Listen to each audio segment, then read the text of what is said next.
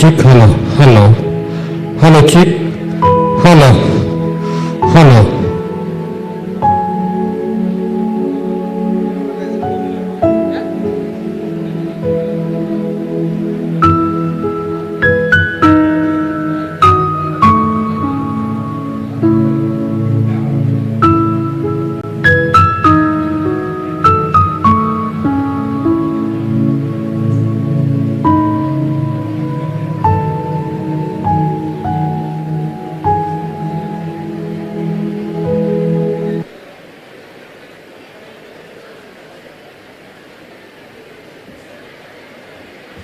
Hello, hello, check, hello.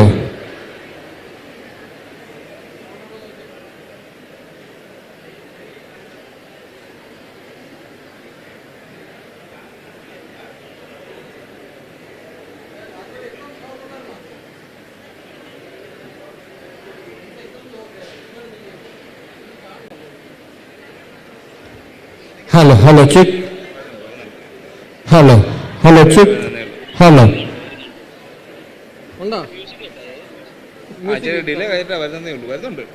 Hello, hello, check, hello.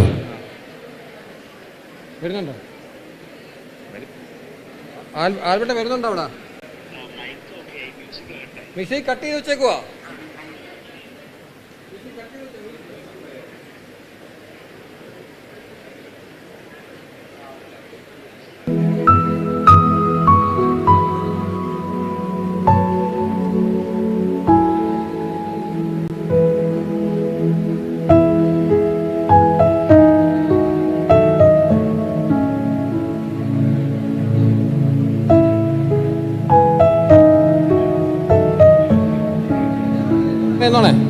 Hello, hello, check. Hello, hello, check, hello. Hello, hello, check, hello.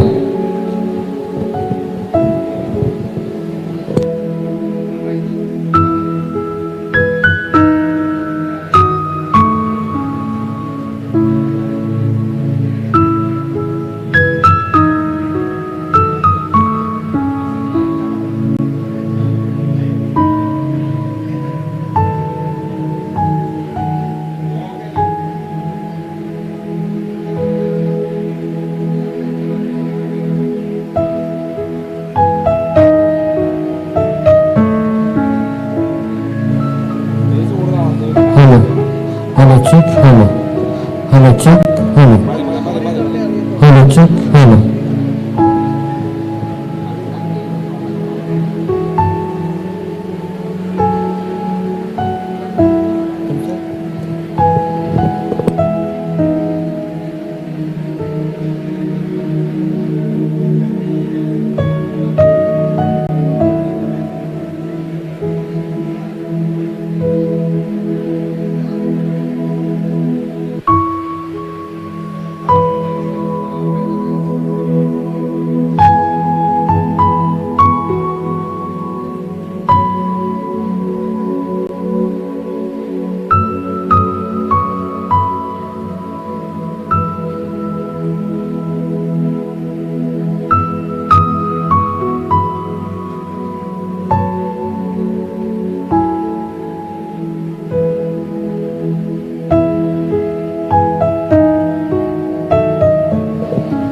Hello, hello, check, hello. Hello, hello, check. Hello, hello, check, hello. Hello, hello, check, hello. Hello, hello, check, hello. Hello, check, hello. Hello, hello, check, hello. Hello, check, hello.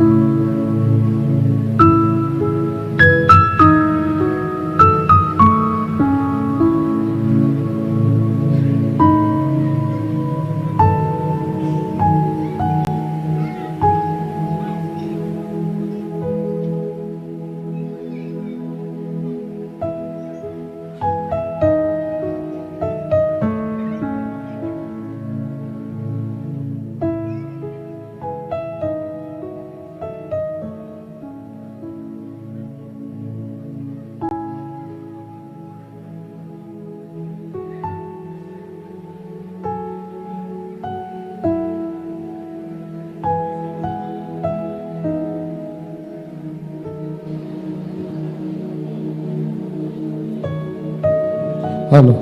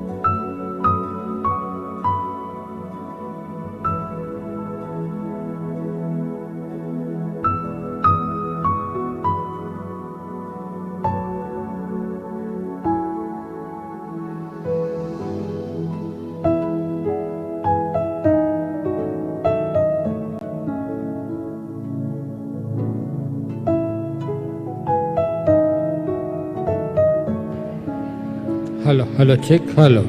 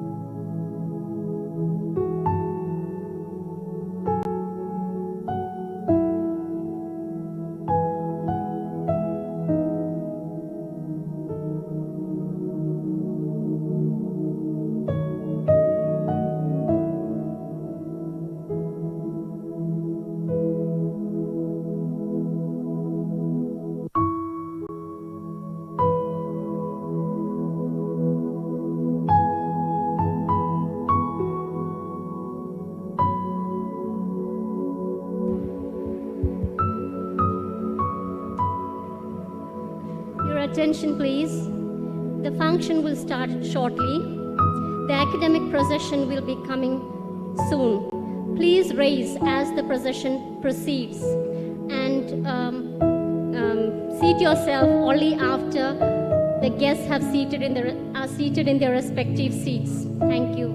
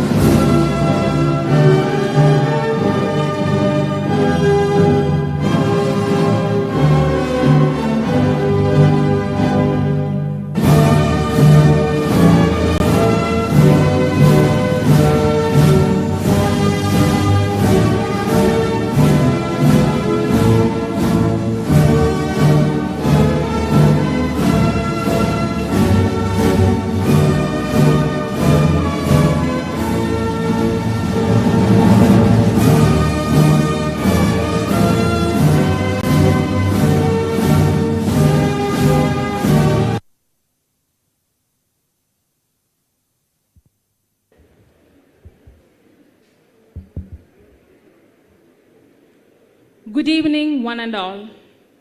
Fatima Mother National College hosts its first graduation ceremony, Amogha 2023. Amogha, which means fulfillment. Indeed, this is a day of fulfillment for both the teachers and students when all our collective efforts have borne fruit. Way back in 1951, Fatima was founded by late Bishop Jerome Fernandez with a set aim in his mind, the upliftment of the socially backward community by empowering them through education and to mold every Fatimite into a socially committed citizen. We feel gratified that 7 decades of our striving has not gone in vain. With the blessings of our heavenly patroness, Our Lady of Fatima, today, Fatima Mother National College enjoys the status as the foremost institution of higher education in Kollam with creditable performance in NAC accreditation and NIRF ranking. This is a moment of gratification for us as our students leave the campus as graduates, holding aloft the values that this institution has ingrained in them as envisioned by our saintly founder. Now, let's begin this solemn ceremony with an invocation. The invocation begins with a recital of the Shanti Mantra from Atharva Veda, wishing our students, as they step into the next phase of their lives, all prosperity. May they hear and see what is auspicious. May all their dreams be fulfilled. The mantra will be followed by the college anthem, seeking the intercession and blessings of Our Lady of Fatima all through their lives.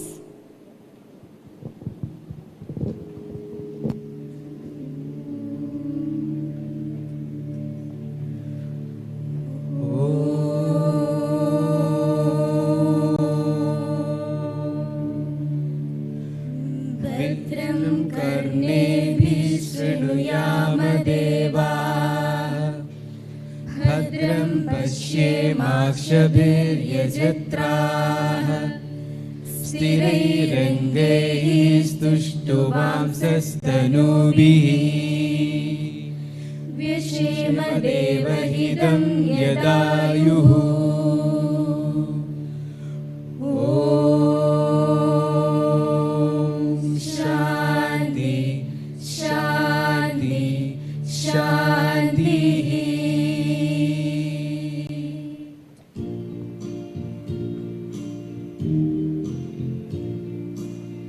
जगदम्बिके अम्मे सत्यस्वरूपिणि अम्मे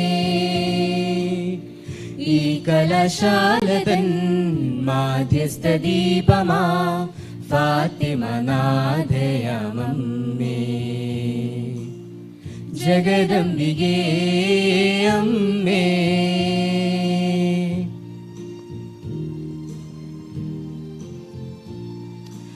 അറിവിന്റെ ദിവ്യാക്ഷരങ്ങൾ സമസ്നേഹ സംശുദ്ധ മന്ത്രാക്ഷരങ്ങൾ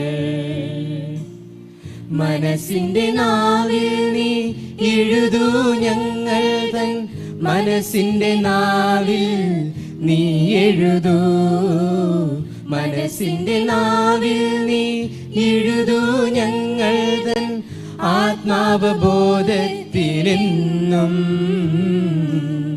ജഗദംബികേ അമ്മേ സത്യസ്വരൂപിണി അമ്മേ ഈ കലാശാലതൻ മാധ്യസ്ഥദീപമാ ഫാത്തിമനാദയമമ്മേ ഫാത്തിമനാദയമമ്മേ ഫാത്തിമനാദയമമ്മേ.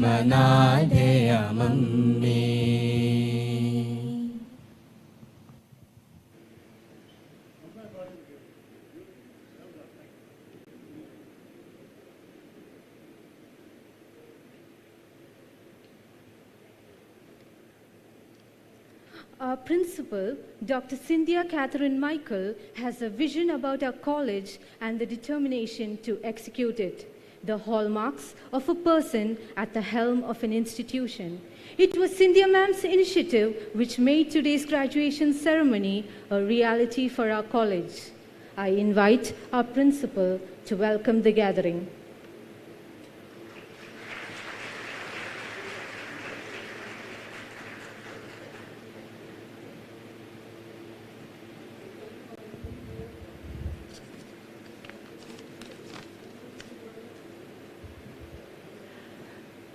Good evening, ladies and gentlemen. A warm welcome to Amogha 2023 in Fatima Mother National College, Autonomous.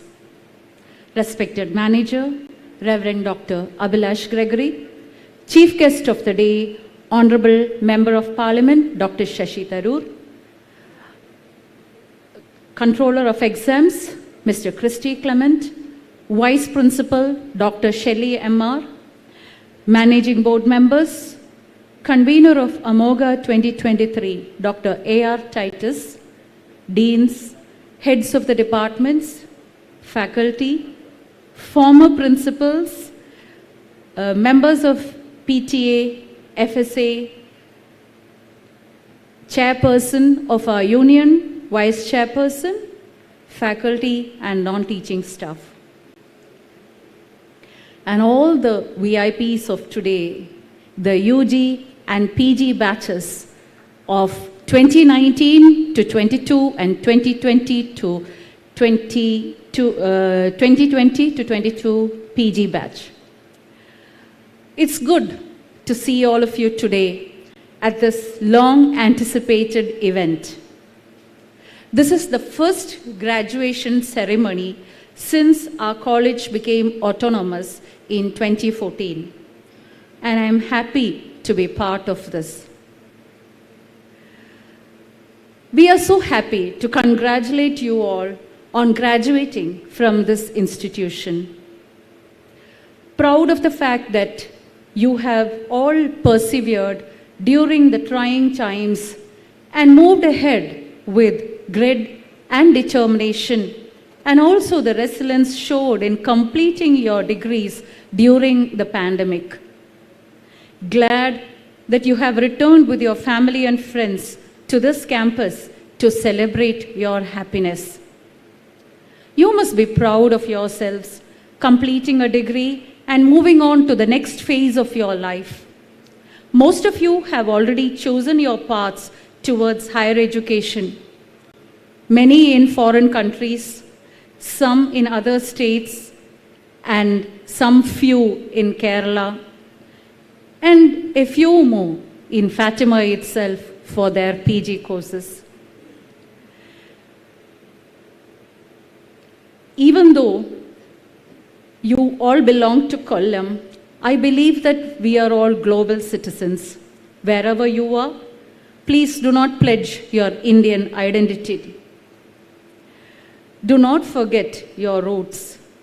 My prayers for you always. May God guide and protect you in life's journey ahead. I'm sure that our society is going to be in good hands.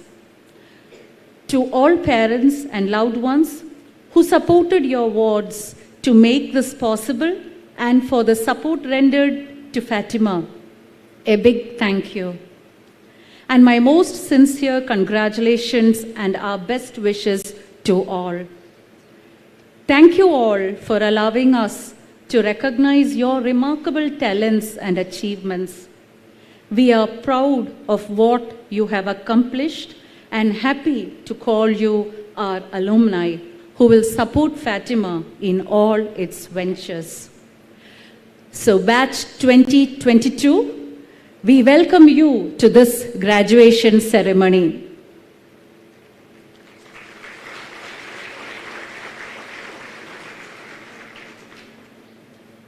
Our manager, Reverend Dr. Abhilash Gregory, constantly supports the college in all its endeavors. This graduation ceremony was his brainchild. From the initial discussion till the implementation, we have Father's support. Thank you, Father, and welcome to this function.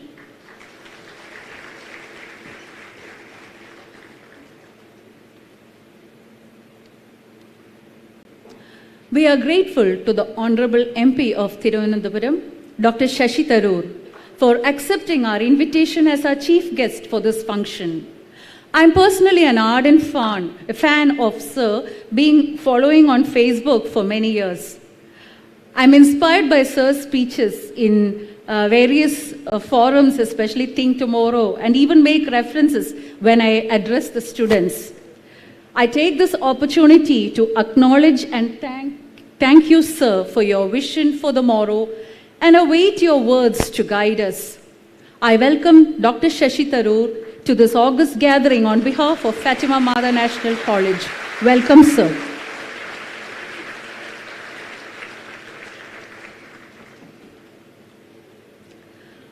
Our Vice Principal is personally my right hand. He is active and involved in all the functioning of the college. Welcome to Dr. Shelley M.R.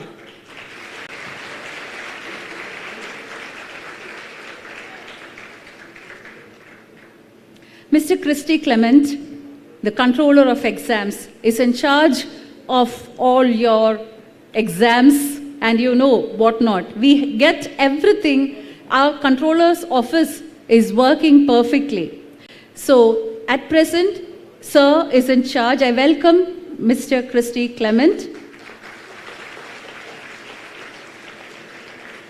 I would also like to place on record my gratitude to the former controller of exams, Dr. Manohar Mulesheri, who was in charge while you were students in this college.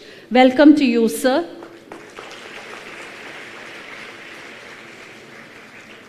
Next, I would like to welcome the convener of today's event, Dr. Titus A.R., Head of the Economics Department. From the moment this program was entrusted, I was relaxed. He has coordinated excellently and has done a wonderful job. Thank you, sir. Welcome to former principals, Felix sir, Jojo sir, and Henry sir. I think Henry sir has not come. All the members of the various bodies, the FSA, PTA, and most importantly, art, former teachers of our college. Welcome to you all.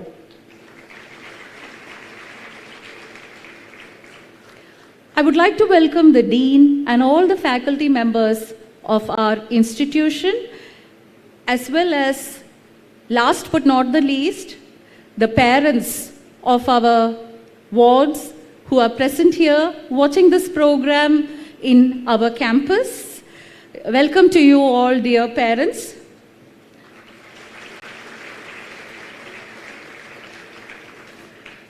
Welcome to Mr. Prijit Thomas, our librarian, and all other conveners of the event and the team members who have made this event a successful program.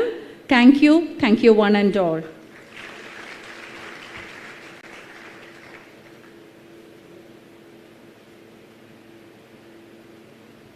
Thank you, ma'am. Knowledge and reverence, qualities of head and heart, should go in unison in the molding of one's personality. This is the principle we have imbibed from our manager, Reverend Father Abhilash Gregory, who follows it in letter and spirit. I invite our manager for the felicitation address.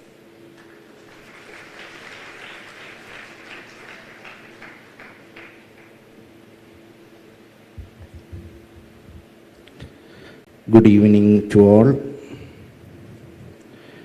Respected Dr. Shashi Tharoor, Member of Parliament, our Principal, Professor Cynthia Catherine Michael, Vice Principal, Dr. Emma Shelley, Controller of Examinations, Mr.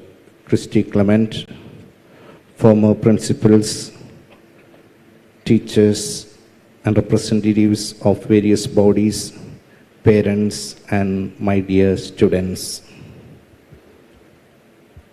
Fatima Mada National College is an institution founded by servant of God, Bishop Jerome M. Fernandez, the then Bishop of the Diocese of Coilon, to impart high-quality higher education to all, especially the underprivileged. For the past 71 years, we are delighted to declare this institution has been performing the divine duty of sharing knowledge to all, irrespective of caste, creed, gender, or color. Thanks to the commitment, compassion, and vision of the great gurus, to the present generation of professors who enkindle the younger generation with the flame of wisdom, Fatima nourishes the ignited minds. Fatima Mada National College aims not only at disseminating information, but aspires to provide formation to the younger generation. By enlightening their mind, by enriching their heart, and by strengthening their will, we hope to make the students a better person and a better citizen. Dear students, as you step out from this institution with cherished memories in your hearts and great certificates in your hands, never think that this is the culmination. Rather, this is just a launching port to the new skies. Never quit learning. never ever quit learning. We have got an exemplary example in Dr. Shashi Tharoor, a man who keeps the lamp of wisdom ever blazing. Let us hope that today he may also teach us a new word. Dear students, keep your heads high, hold your hands together, open your hearts wider. There is a world outside inviting you with its lure and luxuries, with its struggles and stresses, with its demands and delicateness. You need to strive, not to yield. You need to unite and not to divide. You need to love and not to fear. Be grateful to your parents, to your teachers, to your friends, and many others who have helped you to achieve these heights. Be fruitful, first to your families, then to the society, and then to the whole world. Before I quit, I should also thank all the teaching and non-teaching staff and the students of this college who have worked diligently to make this occasion a delightful one. Thank you. Have a pleasant evening. May God bless us all.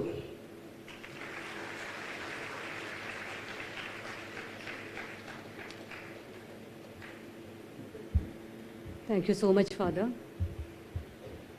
Fatima family is honored to have a dignitary like Dr. Shashi Tharoor to grace this graduation ceremony. Dr. Tharoor has put a stamp of his own in whichever field he laid his hands on: administrative, political, bureaucratic, and literary realms. A distinct voice at once of uncompromising resentment against India's colonial past and one of optimism of India's prospective future. Indisputably, a man of many parts. A diplomat of international repute who was honored by the French government with its highest civilian award, Chevalier of the Legion of Honor in 2022. A reflected glory for all Indians and Malayalis in particular. Dr. Tharoor is greatly acclaimed for his literary works, which bear the inimitable Tharoorian style. The saga of India, which he relates right through his monumental work, The Great Indian Novel, through the 2019 Sahitya Academy Award-winning work, An Era of Darkness, the British Empire in India, up till his latest work, Ambedkar, A Life, published in 2022, virtually goes into the making of an encyclopedia of India with its valuable insights into Indian history, culture, philosophy, politics, economic and foreign policy. There is no one more appropriate to honor our young graduates than Dr. Tharoor, who believes that in a world which is aging very fast, India's future is safe at the hands of her youth who will lead our country for the next generation to come. It is my privilege to invite Dr. Tharoor to deliver the commencement address. Over to you, sir.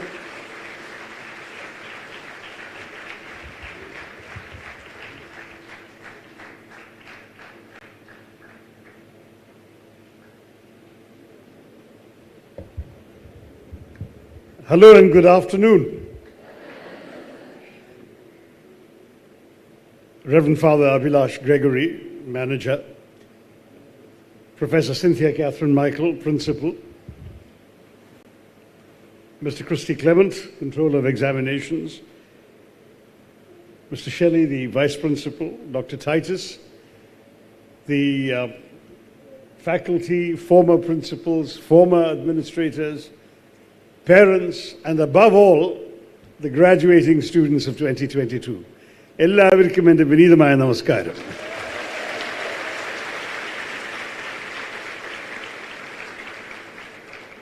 I am just delighted to be with you all today, and for more reasons than one. But I think principally because for the last couple of years, we could not have even contemplated a convocation ceremony. We could not have all expected to sit together in a hall or in one room with all the restrictions imposed on us by the COVID pandemic. Life had come in many ways to a grinding halt. Many of you must have missed the opportunities to enjoy the campus atmosphere, to meet and relate to your friends, to have fun, and also, of course, to learn from each other. For many, many months, those opportunities were denied to all of you. But you have overcome the ravages of the pandemic. You have overcome the enforced privations of that period. And today, you are all gathered here, the undergraduates to graduate, the postgraduates to get their master's degrees, and it's a wonderful moment of celebration and joy. So first of all, congratulations to all of you, and let's give all of you a hand.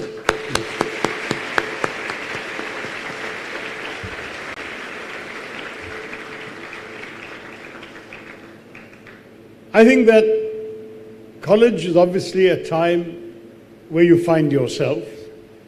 It's a time when you, in many ways, establish the contours of the kind of person you are going to become.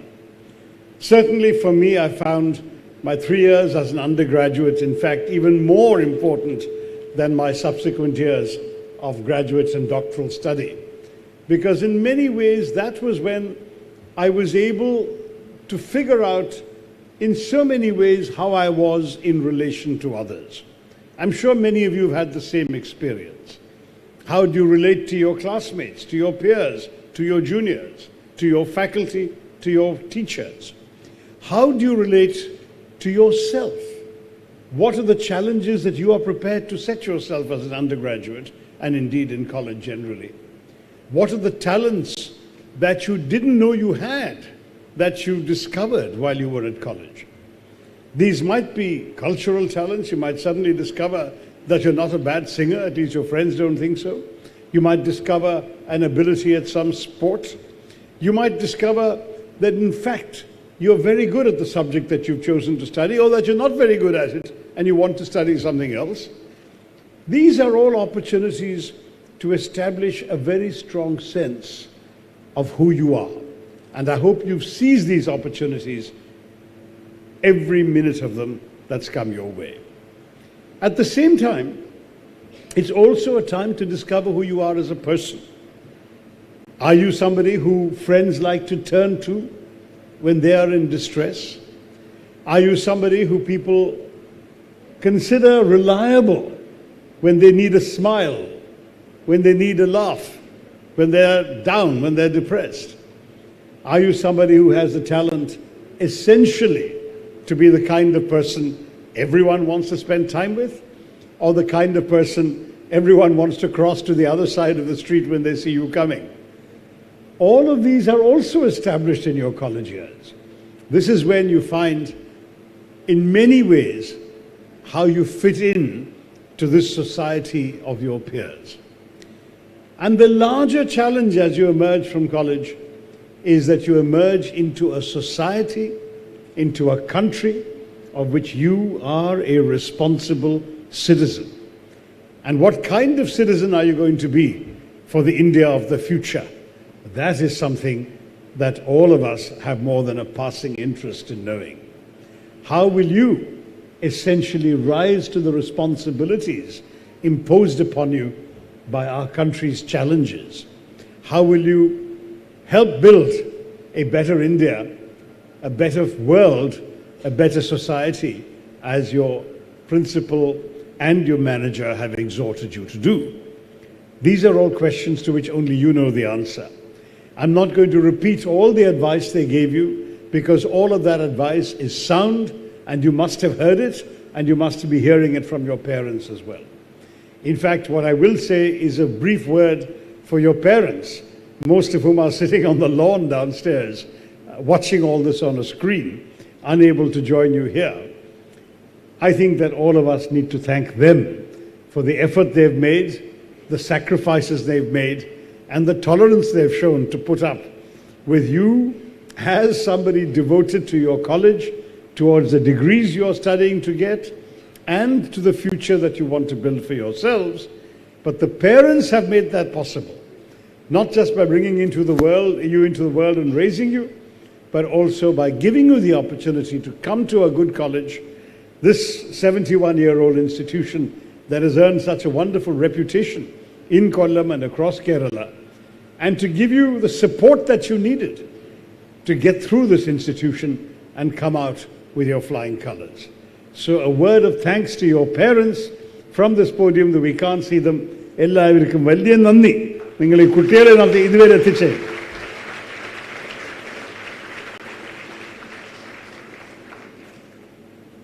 I came out of college a very long time ago. You'll be horrified to realize that my graduation was 1975, when perhaps your parents weren't even born. But in those days, one thing I can tell you is that we felt we had very limited opportunities in life. We had very few subjects we could choose to study, and we had very few jobs or careers we could look forward to. India was a much more limited society, a much more closed economy. There were severe restrictions on how much we could do, where we could go to travel abroad. You needed money. There was no foreign exchange. You had all of these challenges, which today you don't have. All of you have studied in an era where the number of possibilities available to you is colossal, where there are entire subjects and disciplines that did not exist when I was a student, and there are opportunities both here and abroad beckoning you. As your principal has already said, some of you will stay, some of you will move to other states, some of you will even move to other countries.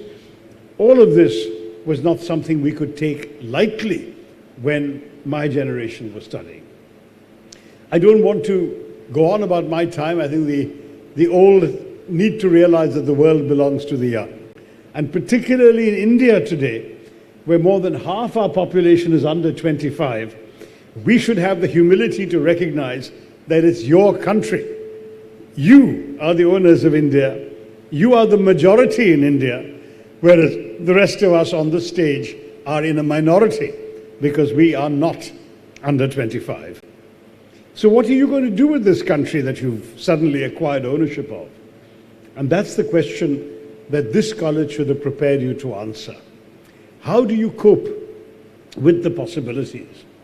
How has the university experience, the college experience, equipped you to be able to become good citizens of India, to become productive members of our society, and to take the India that you are inheriting in a better direction, into a better level than the India that you have found we have left you?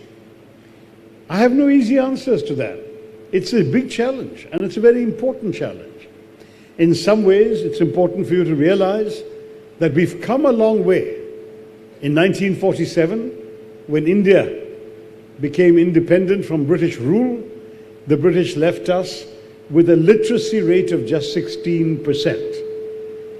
Women, and I'm so glad to see a majority of female students at Fatima Mata College, but women in those days, Indian women had a literacy rate of 8.8%. So if all of you were sitting in a university commencement or convocation in 1947, you'd probably represent the majority of literate Indian women. I'm exaggerating, but not by much. That was the condition our country was in. The life expectancy of the average Indian in 1947 was just 28 years old. In other words, if you were born an Indian, because of maternal mortality, child mortality, disease, illness of various sorts, the expectations were that on average, an Indian would not make it past 27 or 28 years of age. That was the condition in which we found ourselves. Now let's fast forward to today. What do we find? We find that India has become a country which has still got many challenges. We still haven't overcome all the difficulties that our nation faces. But from that 16% literacy, we're now at 82% literacy. The women who were at 8.8% are now at over 75%, dragged down by a few states in the north. But in a place like Kerala, women and men have exactly the same rate of literacy, the same rate of educational achievement. When we look at the way in which all of you have come to age in an India where By and large, we have dramatically reduced maternal mortality and child mortality and other kinds of illnesses and disease. We have eliminated smallpox. We have curbed even the recent examples of the Nipah virus and the COVID pandemic. And today we can look to a life expectancy of 70, the biblical 70, which suggests that there has been a significant progress that has been made. Does that mean that the progress is enough? Definitely not. We know there are very many challenges still in our country. We know, for example, there are more children who have never seen the inside of a school than the entire world has. More children in India who have suffered that disability. There are more aged adults who can't read or write, even today, than the rest of the world put together. So there are problems. We still have challenges to overcome. Whenever we catch a serious illness in our country, more people die than most other countries, in fact, often than any other country. When we look at poverty numbers, when the British left us, 90% of the population was living below what we would today call the poverty line. 90%. But today, we don't know what the exact numbers are. The government has not been showing us poverty numbers in recent years. But we do know that it's dropped dramatically, somewhere between 5 and 20% of our population. But even if you were to take the lower number of 5%, that is still a rather substantial number of 7 million people, who we have to understand are people we have to care for. 7 crore people, bad mathematics, 7 crore people who are people we still have to care for and pull out of poverty, give them a decent life and a future to live in. And all of you have had the privilege of a college education, which at the moment, fewer than 30% of Indians of your age have had. Most Indians never get beyond high school. You, by just graduating today, are already in an elite 30% at the top of our society. Use that well. Remember your responsibilities to those around you who are less fortunate. Remember what a privilege it is that your parents and this college have given you to be able to count yourselves as successful graduates. At the time that India won independence, it was still not uncommon for people to print visiting cards with the letters BA in brackets F. You know what F stood for? Failed. BA failed was something they could be proud of because at least they had got that far. Now that's the kind of era that is behind us, mercifully. You're all BA and BSc and BTech and MA and MSc and MTech today, and God knows what else, MCOM or BCom, all the degrees that you've earned today, and I congratulate you for that. But with that, remember, you have achieved something that most of your fellow Indian citizens have not. Try, therefore, to be conscious of that responsibility, because with privilege always comes responsibility. Try and be conscious that there are people around you who could benefit from what you can contribute. But what do you do? What are the kinds of areas in which you contribute? When Cardinal John Henry Newman in the 19th century delivered a famous speech at Oxford University and then a series of speeches and made it into a book called The Idea of a University, he established the standard for what today would be considered ivory tower education, which is that the purpose of a university is the cultivation of the intellect. Just as a farmer's job is to cultivate crops, a university's job is to cultivate minds. That was all he felt that was needed. You prepare fine minds, and the fine minds will go out and deal with life and the world as it is. Today, people are not happy with that kind of argument. Today, people want something far more practical, far more employment-oriented. They are saying, why are you studying English literature? You should be studying communicative English. Why are you studying history? You should be studying nationalist law. Why are you studying conventional sciences? You should be studying the kinds of subjects such as civil engineering that can help build the country.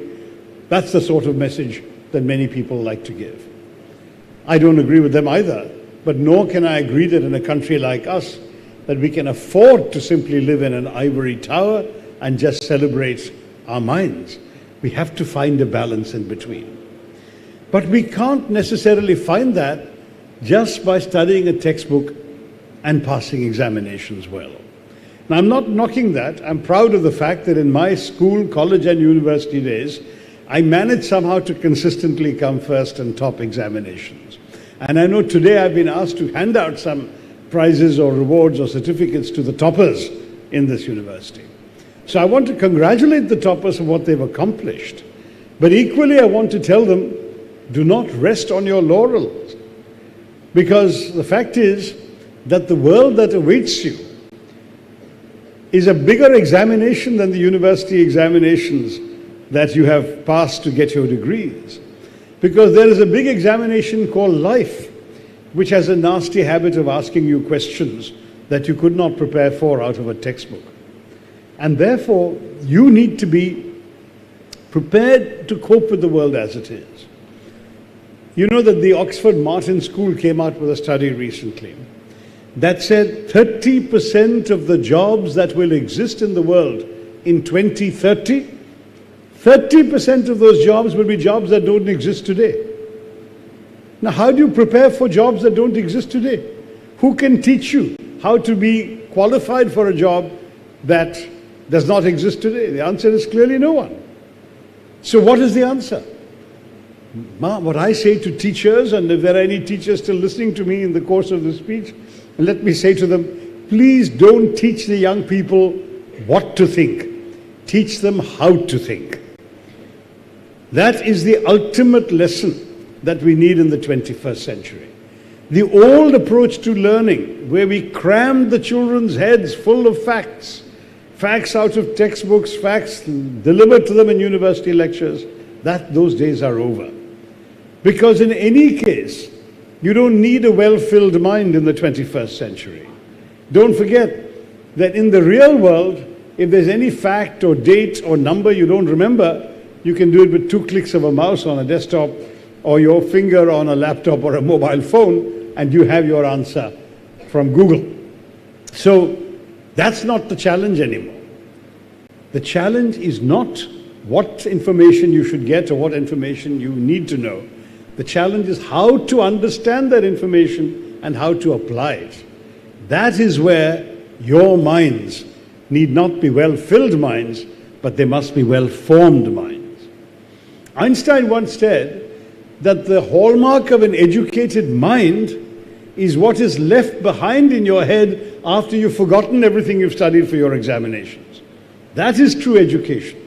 And that would involve habits of learning and habits of thinking, which you must acquire through your own efforts as well as through asking the right questions at the right time. For those of you who are graduating today and going on to postgraduate studies, don't just ask why not. Imagine things in a way that they haven't been imagined before.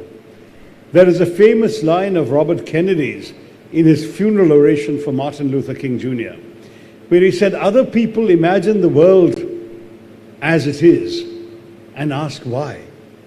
He imagined a world that was not and asked why not.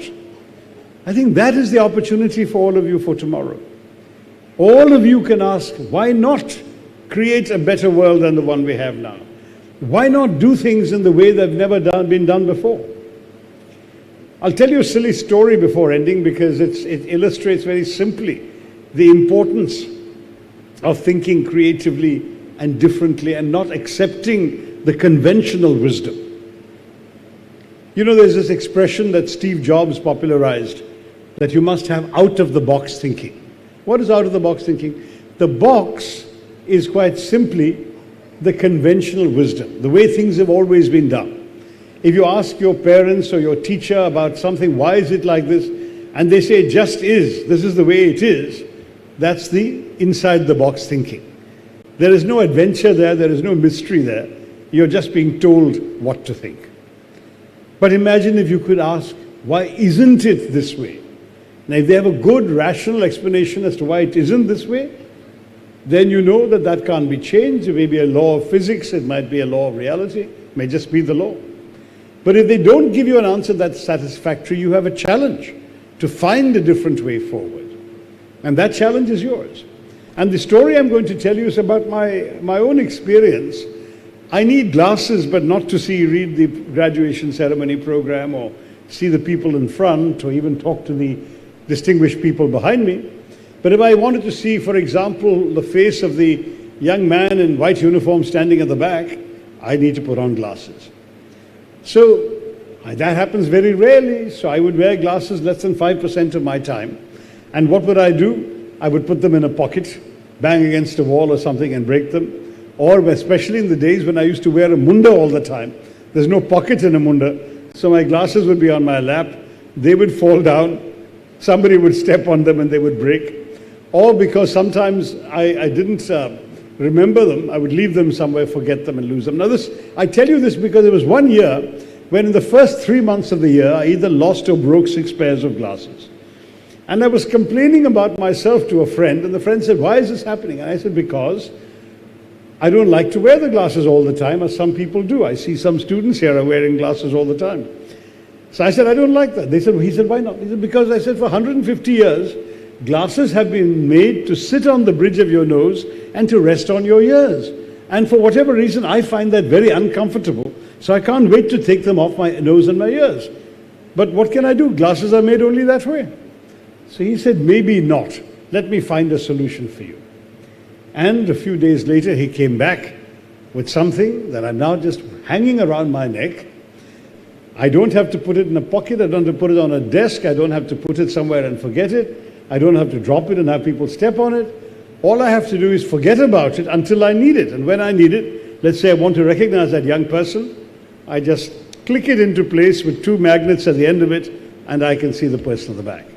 That's out-of-the-box thinking. The person who invented this did not need to use the bridge of my nose permanently, did not need to use my ears to hang it on.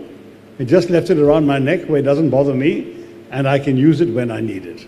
Now, out-of-the-box thinking means finding solutions that no one has thought of before.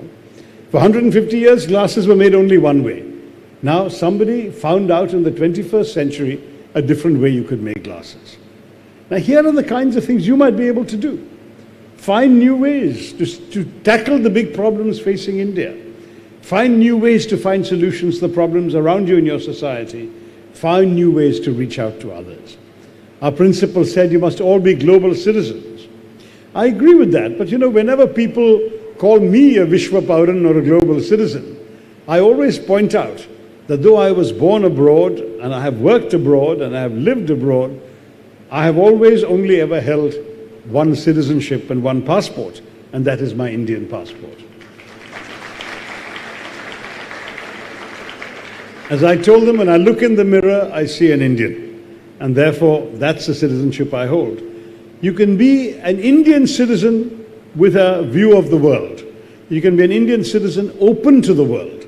But you don't have to reduce yourself to somebody without an identity or without roots in order to be able to be conscious of all that the world offers in this increasingly globalized environment in which we live. So I want to wish you good luck as you go out into this world. I want to wish you many opportunities to think out of the box, to find flexible ways of approaching unfamiliar problems, so that when you get offered a job that you've never been trained for, you will have the confidence to say, "I know how I can approach it." All you have to do is to be the best you that you can possibly be. Nobody else can be you. You are you. The vacancy is taken because you are there. So you take that position, find out, ideally during college, otherwise very soon after, what you're capable of, what you can do, what you can't do, and then I suggest to you, take that and do the best you can in it. No one can blame you as long as you try your best. If you fail, take it in stride. There is nobody in the world who has been successful who has never failed. People like me, our failures are very public and well known. There are others who may have concealed their failures successfully from you, but everybody has experienced failures and setbacks. It's not the failures that should define you. It is how you react to the failures, how you rise above them, and how you bounce back. So I want to wish you all great success. May you all have a wonderful future outside Fatima Mata College.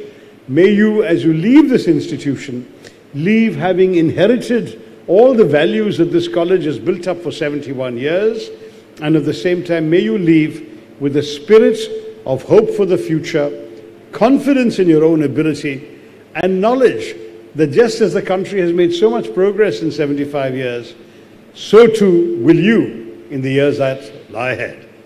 All the very best, good luck, and Jai Hind.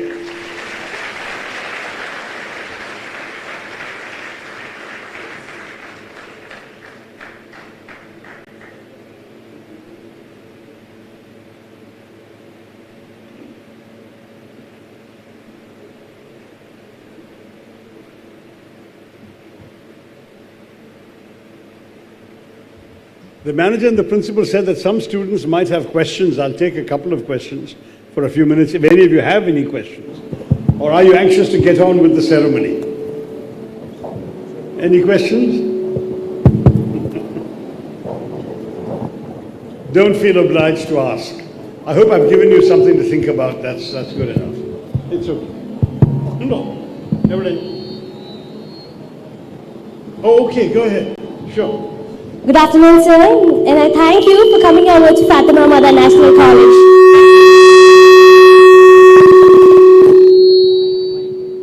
Sir, what's your name and what's your subject? My name is Aditi Lakshmi, and I'm a graduate of BA English Literature. Ah, I see, okay. So, we are now witnessing a period of unprecedented student migration to the West. However, it must be said that many of the institutions that they chose are not on par with the Indian standards. Being a beneficiary of both a Western and an Indian-based education, what is your comment on the present scenario? No, I see no problem in going to study abroad or study in other places in India or to study in Kerala. What you study and where you study is a personal choice. My own view is that if you feel that you are not going to be getting the kind of educational fulfillment here that you wish for, then you could consider going abroad. But remember that the expenses are colossal, and a lot depends on how much you're prepared to, how much of a burden you are prepared to inflict on your parents. Remember that your parents, if they can afford it, or if you get a scholarship, then by all means go. I'm proud to say that I went abroad on a full scholarship. I didn't take any money from my parents. I even took a loan that I repaid to buy my ticket to go abroad, because I knew my parents could not afford it. So you have to decide for yourself whether you're putting an unreasonable burden on them, or whether you're, with your ability, you have given yourself a chance to get a full scholarship or whatever, or to win a scholarship or fellowship or prize. There are so many different contests now, so that you can go and manage without being a burden on your family. I feel distress as an MP when so many people come to me crying because they send their children abroad, frankly, to a not very respectable university or course of study, having taken a large amount of loan. Now they're unable to repay the loan, they don't know what to do. That kind of situation, I think, is unwise, because India is not such a bad place to study.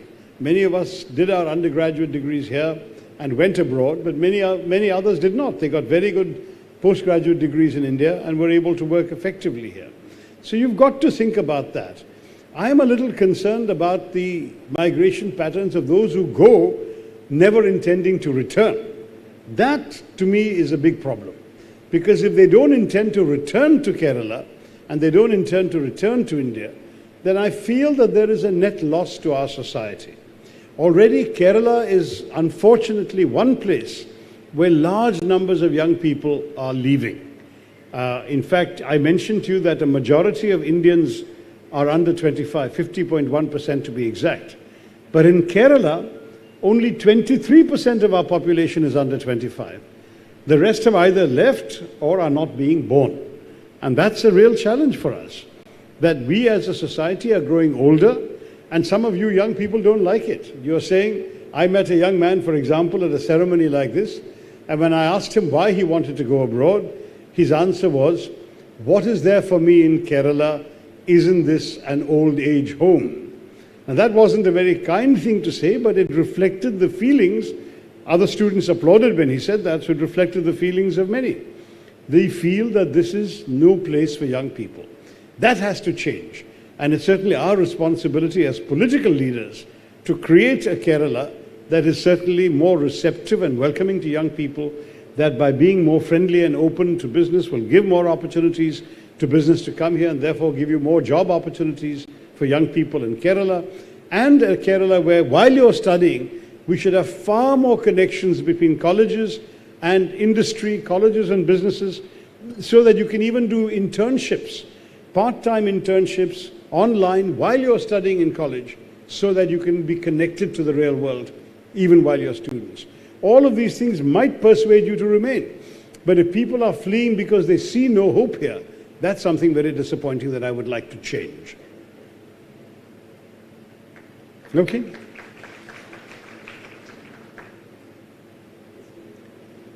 Thank you. Anyone else? Somebody standing there? Yeah.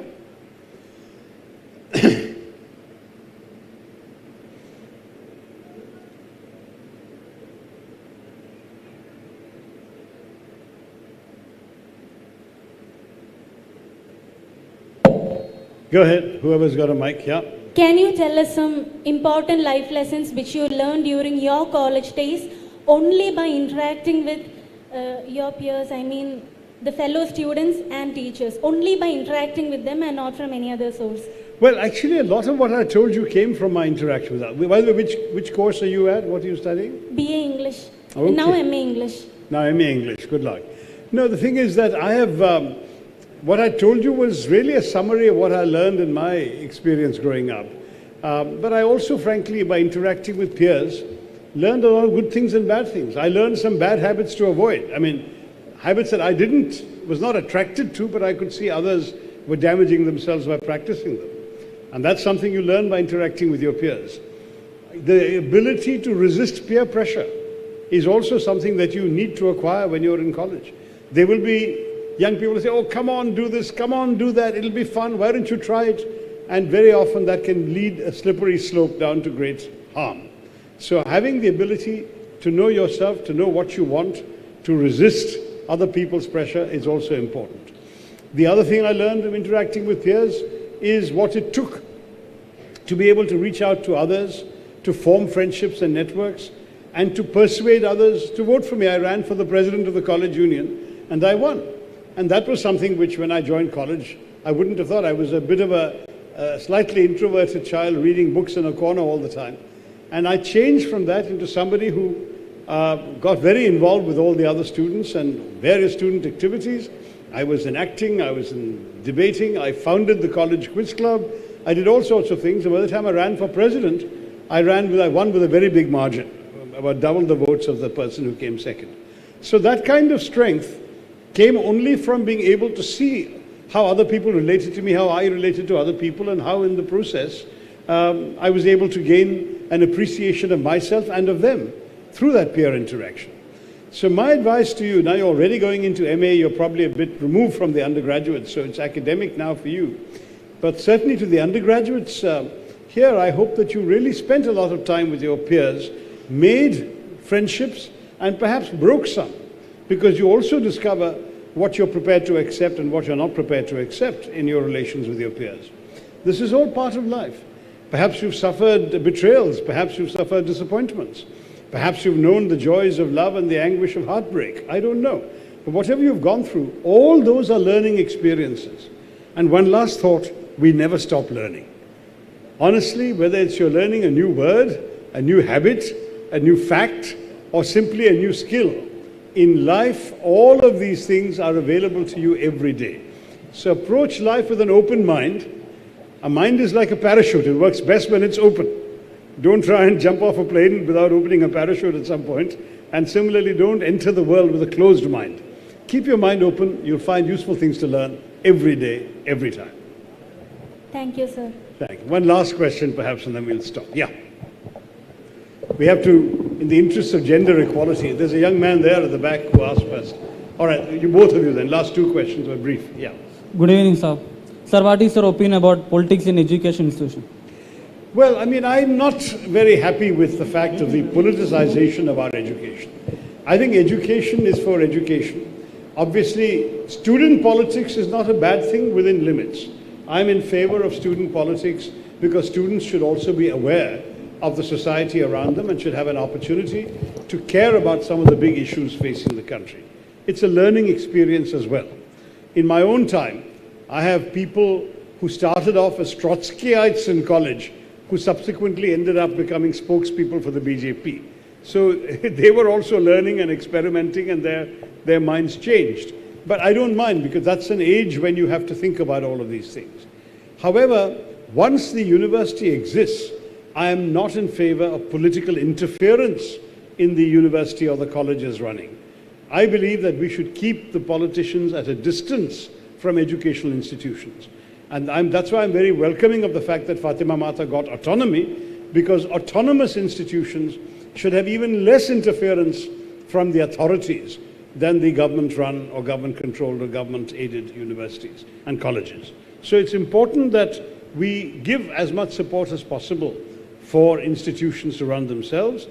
I feel that if you have a politicized government, say a state government, naming only people of its own political persuasion to university positions, faculty positions, senate positions, vice chancellorships, then you are really damaging the intellectual credibility of the institution, and you're potentially driving good students and teachers away.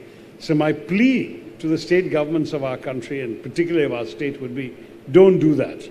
Let the institutions function as educational institutions only. Thanks. Sir, myself, Alan Anthony Andrews. I'm a chemistry graduate. Okay. And first of all, I'm a great fan of you. Thank you, Your sir. speeches and your writings. I usually Let me follow see if your I can books. recognize you when I come out. Okay. Okay. My question is, how can you motivate the present generation about saying that they should be able to ask questions, or they should not fear about asking questions? What is your advice about that? But I've just been urging you to do exactly that, young man. That's what I've been saying. In my speech, my advice was, just go ahead and ask. The teachers have to have the understanding that this is a far better way for you to learn than by simply taking down what they're telling you in their lectures in the classroom. It's a far better thing for you to be able to question. Question them with respect. They're entitled to your respect. They've worked hard to get to the position of teachers.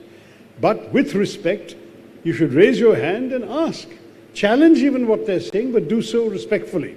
And in my view, this is the only way that you're going to succeed in life, is you've learned the art of asking questions. Somehow, you know, there is a perception that we are taught in our education system only to answer the questions. The students are all told, this is the question, this is the answer, now you learn this up and you answer the question like this. I think in college it's time to question the answers. I think you have to now say, what is this? What does this mean? Why is it like this? Why couldn't it be like that? And I hope the teachers will have the patience, they better find the patience to address this, because this is the way in which you and those around you who are listening to you will learn. So my motivation to all of you is, as long as you do it respectfully, no teacher will be upset or offended. Every self-respecting teacher will actually feel the pleasure of being challenged to go beyond their conventional ways of working and to be able to come to you with a response that has stretched their own thoughts and their own knowledge. I'm convinced that teachers will find that a more rewarding way of teaching, and you all therefore should not hesitate to ask questions. If you're going into your MA now, don't hesitate to raise your hand in the class and challenge the teacher, and I hope the teacher, if he or she is here and listening, will respond in a very sympathetic spirit. And if he doesn't, tell him that in your graduation ceremony, this is the advice you were given, and you're following that advice. Then let the manager be accountable. Thank you all very much. Great pleasure.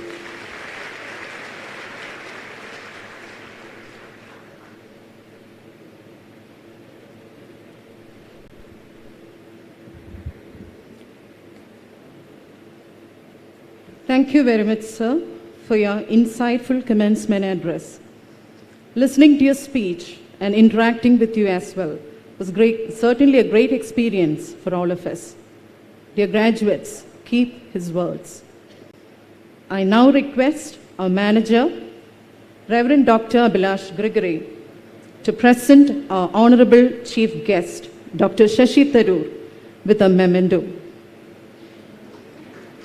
Most respectfully, I request you, sir, to accept the memento as a token of our gratitude.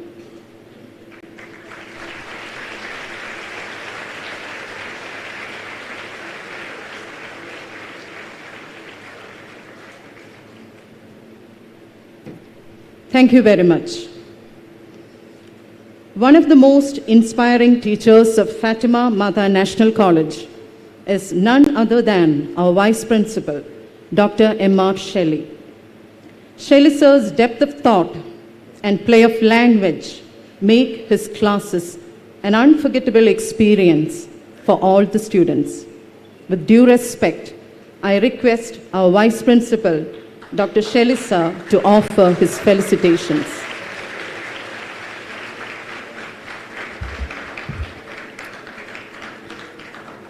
ആദരണീയനായ college manager reverend father doctor Abhilash Gregory, ബഹുമാന്യയായ college principal doctor Sindhya Catherina Michael, നമ്മുടെ ഏവരുടെയും അഭിമാനവും അഹങ്കാരവുമായ വിശ്വപൗരനെന്ന് തന്നെ വിശേഷിപ്പിക്കാവുന്ന അനുഗ്രഹീത പ്രഭാഷകൻ, തിരുവനന്തപുരത്തിൻ്റെ ബഹുമാന്യനായ MP doctor Shashi Tharoor, controller of examinations in charge doctor Christy Clement, ബഹുമാന്യരായ ഫെലിക്സ് സാർ, ജോജോ സാർ, പ്രിയപ്പെട്ട പൂർവ്വ അധ്യാപകരെ, സാമൂഹിക സാംസ്കാരിക രാഷ്ട്രീയ രംഗത്തെ അധികായന്മാരെ, വകുപ്പ് അധ്യക്ഷന്മാർ, മാതാപിതാക്കൾ, ഏറ്റവും ഒടുവിലല്ല ഏറ്റവും ആദ്യം തന്നെ ഞങ്ങൾ നെഞ്ചോട് ചേർത്ത് പിടിക്കുന്ന ഞങ്ങളുടെ പ്രിയപ്പെട്ട കുട്ടികളെ, ഏറെ അഭിമാനം തോന്നുന്ന ഒരു നിമിഷം, അപൂർവങ്ങളിൽ അത്യപൂർവമെന്ന് വിശേഷിപ്പിക്കാവുന്ന ഒരു നിമിഷത്തിനാണ് ഞാനും നിങ്ങളുമൊക്കെ ഈ നിമിഷങ്ങളിൽ സാക്ഷ്യം വഹിച്ചുകൊണ്ടിരിക്കുന്നത്. ഈ ശ്രേഷ്ഠമായ മുഹൂർത്തത്തിൽ എനിക്ക് എൻ്റെ മുൻപിലിരിക്കുന്ന എൻ്റെ പ്രിയപ്പെട്ട കുട്ടികളോട് പറയുവാൻ ഇത്രമാത്രം: നിങ്ങളുടെ കണ്ണുകളിലെ ഈ ആത്മവിശ്വാസവും പ്രകാശവും ഒരിക്കലും നിങ്ങൾക്ക് കൈമോശം വരാതിരിക്കട്ടെ. ജീവിതത്തിൻ്റെ ഏത് മേഖലകളിലേക്ക് പോയാലും, ഏത് പ്രതിസന്ധികളുണ്ടായാലും അവിടെയൊക്കെ തളരാതെ ഫാറ്റിമയിൽ നിന്ന് ആർജിച്ചെടുത്ത ധൈര്യവുമായി, ഫാറ്റിമയിൽ നിന്ന് ആർജിച്ചെടുത്ത നന്മയുമായി, ഫാറ്റിമയിലെ വിദ്യാഭ്യാസം പകർന്നു തന്ന മൂല്യങ്ങളുമായി നിങ്ങൾക്ക് പുറത്തേക്ക് പോകുവാനും, നിങ്ങളുടെ മുൻപിലെത്തുന്ന ഓരോ വ്യക്തിയെയും ഏത് പരിഗണനയ്ക്കും അതീതമായി മനുഷ്യൻ എന്ന വികാര വായ്പോടെ ചേർത്ത് പിടിക്കുവാനും നിങ്ങൾക്ക് കഴിയും എന്ന് തന്നെ വിശ്വസിച്ചുകൊണ്ട് സ്നേഹത്തോടെ നിർത്തുന്നു. ആശംസകൾ.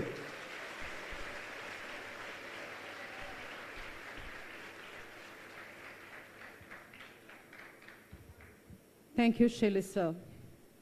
Now it's time for the formal announcement of the graduation. Being an autonomous institution, the Office of the Controller of Examinations is endowed with the authority to conduct examinations and timely announcement of the results. With pride and joy in our hearts, the Fatima family is extremely delighted to invite Mr. Christy Clement, the Controller of Examinations, for the graduation announcement.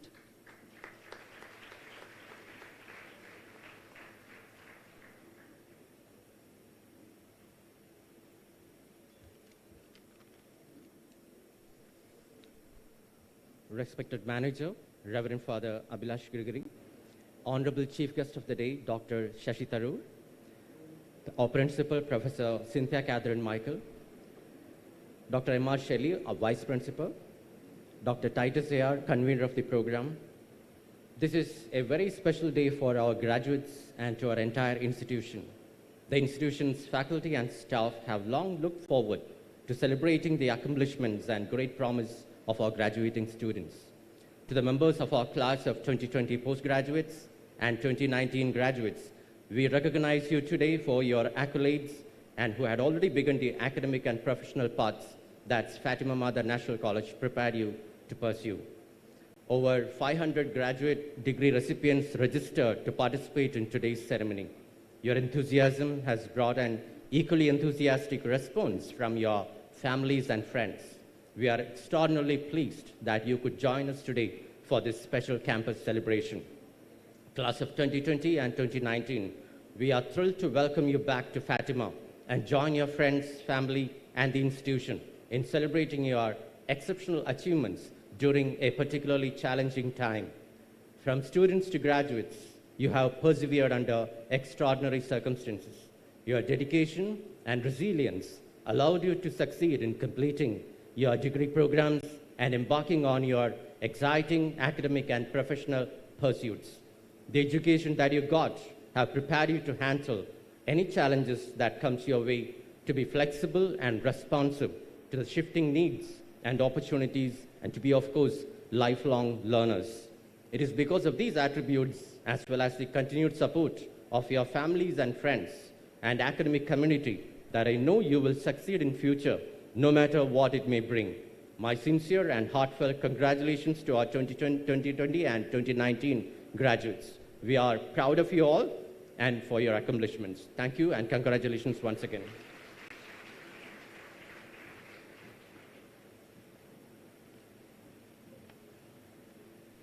We now move on to the most awaited phase of this graduation ceremony, the distribution of certificates to our UG and PG rank holders. I request Dr. Tharoor to hand out the certificates.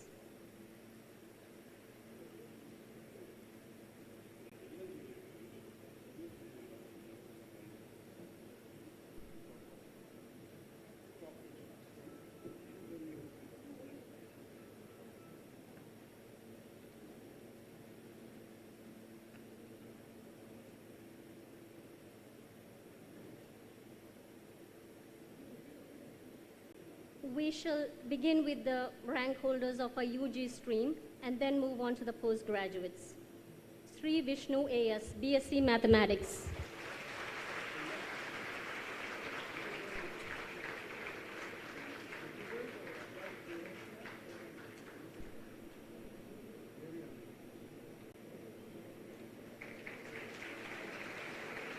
Anjali J. Nair, BSc Physics.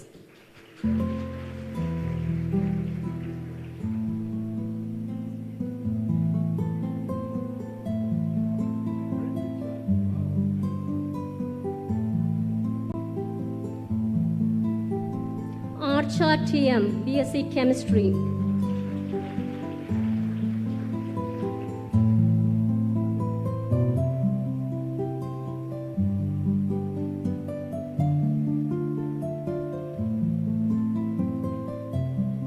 Aparna MS, BSc Polymer Chemistry.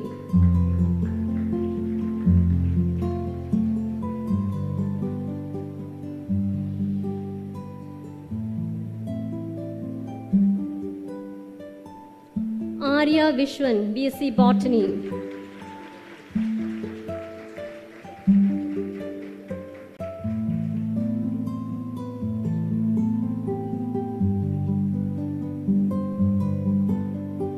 Vinisha, BSc Zoology.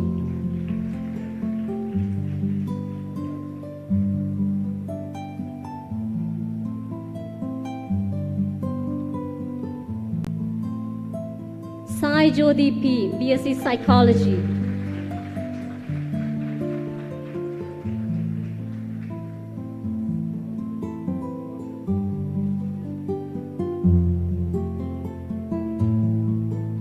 Amrita SR, BA English Language and Literature.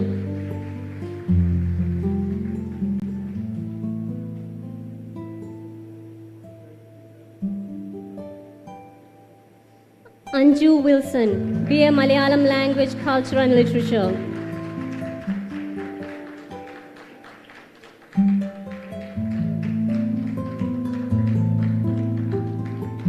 Amrita Goban, BA Economics.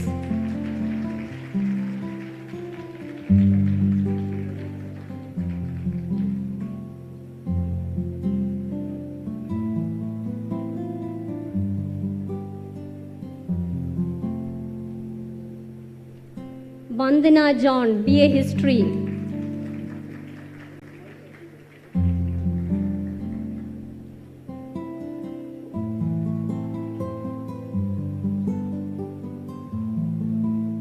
Adina Nisam, BCom Finance.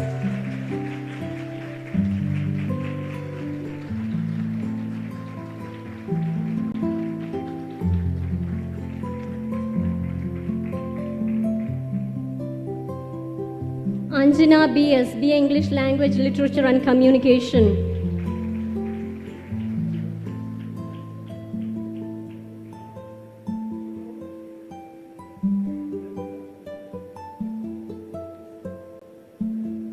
Angel Vincent, BCom Corporation.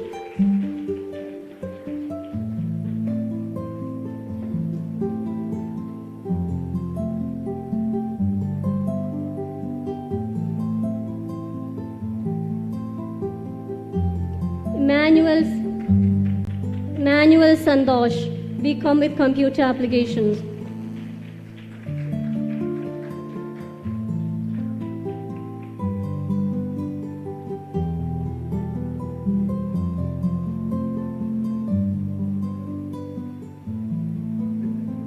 Bhima Shaji, BCA.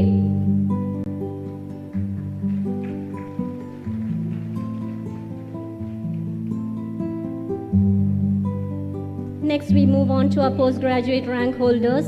Sagri Francis Maria, MSc Mathematics.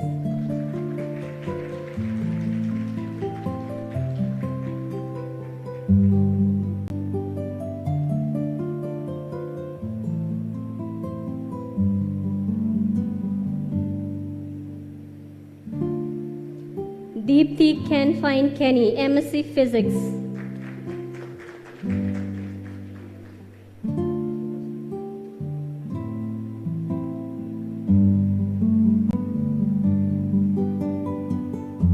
Rosemary Jose, MSc Chemistry.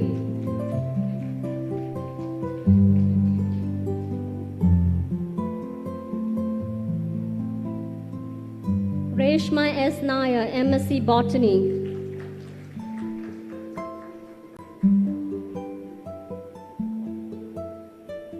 R.V. Meera Devi, MSc Zoology.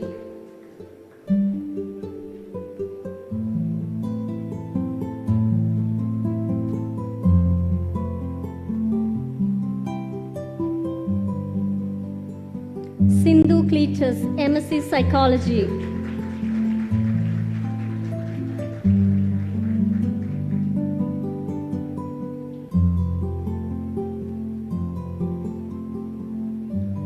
Roshni A. Robin, MA English Language and Literature.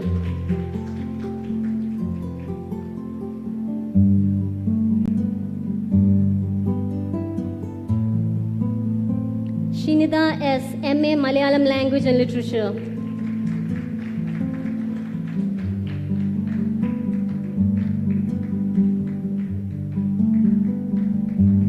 Arya Jodhindran, MA Economics.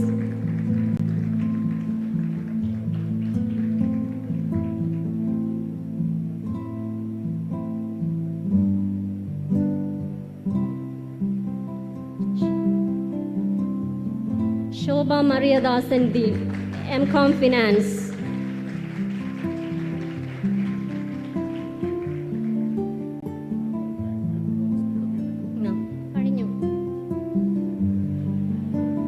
Thank you, sir. We are indeed honored by your gracious presence on Fatima's first graduation day.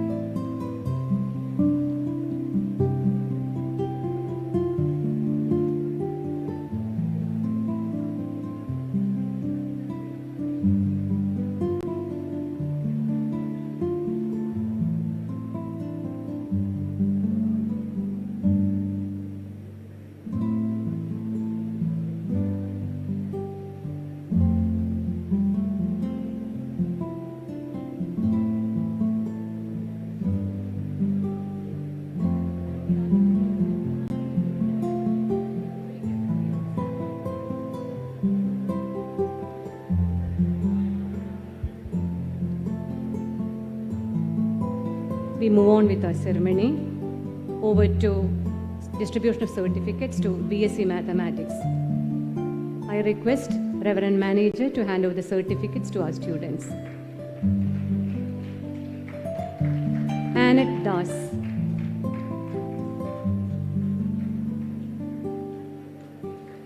Adina Abu Baker.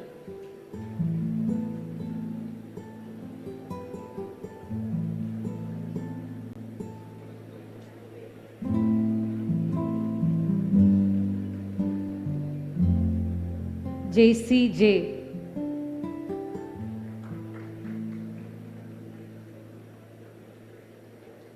Helen Benziga.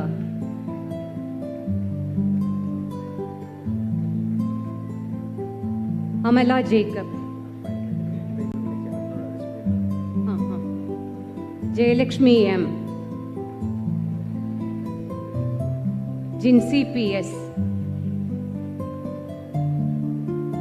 Kripamol R.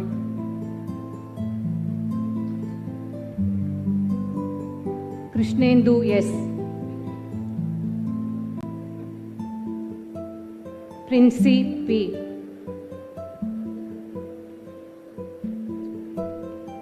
Steny Sebastian. Arati AS. Akhila Alex. Elena A.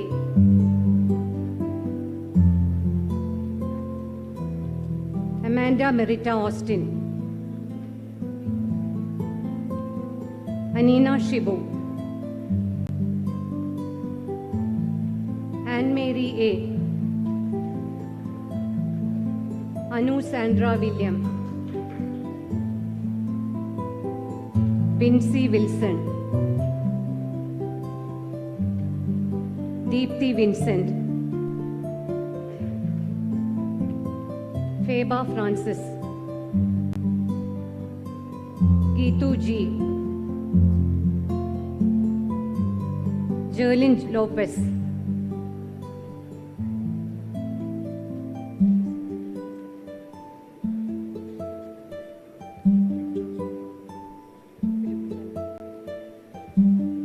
Lakshmi PS. Nimi Harrison. Shinsi S. Sona Johnson. Sona Thomas. Surya TS.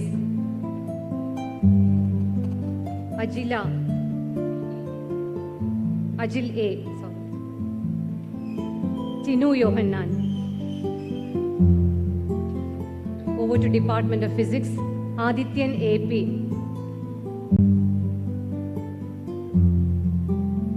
Roshan Cecil. Akshara Ajit. Elena Babu. Nitya John. Simi Saji. Abhirami M. Elena Gestin.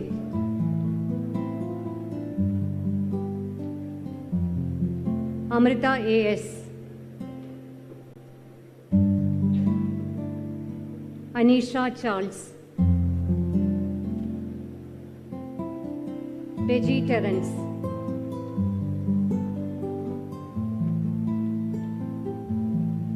Tanya Prasad. Jane Benedict. Kripa P. Sunil.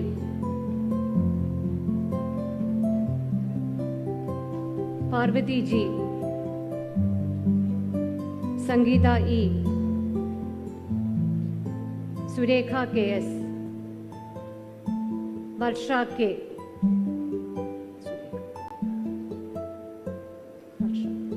Varsha K. Over to Department of Chemistry. Jija J. Jiju, Agnes K. Anil,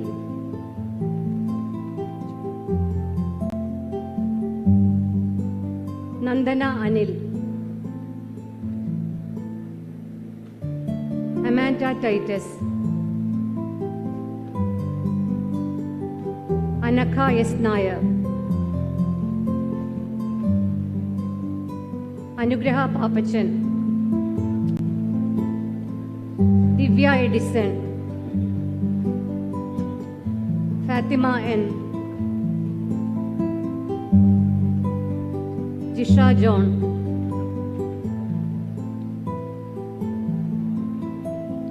Mary Betsy,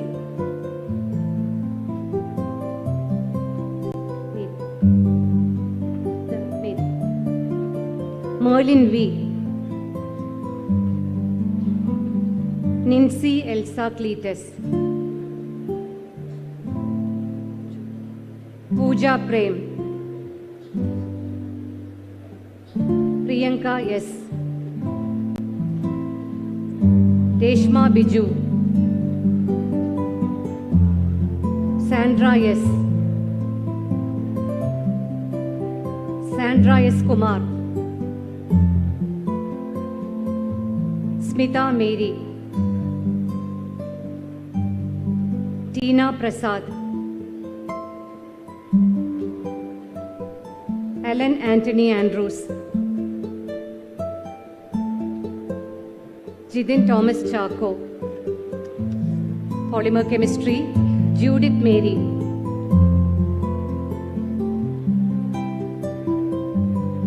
Rakhi R.G.,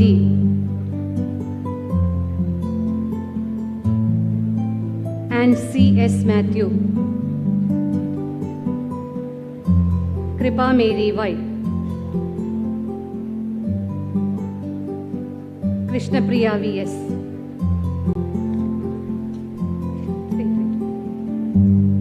Thank you, Father.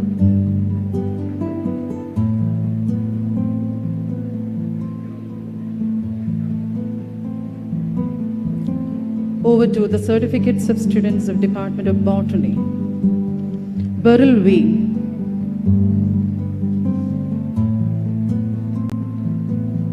Rita Felix, Sneha Anthony, Sneha Simon, Nancy Marie, Irene Fexi, Divya S, Fatima Kalam, Jibi Matthew, Nimisha S, Shanti Kumari,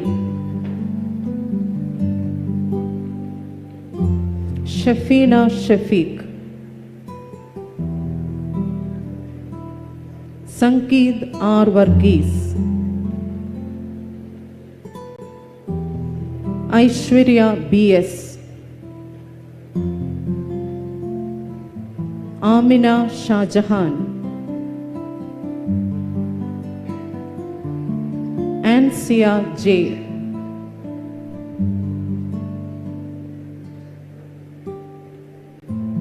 Nancy Anil,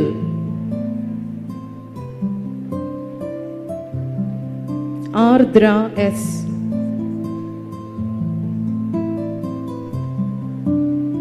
Febia W,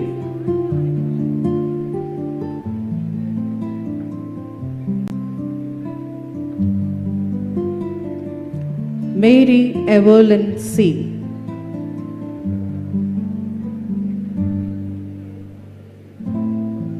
Parvati S. Krishnan,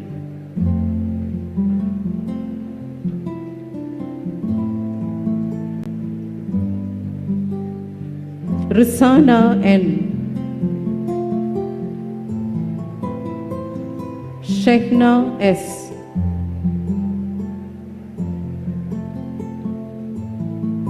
Snehamol S.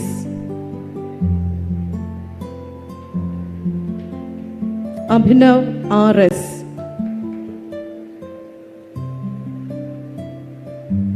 Amal Raj T.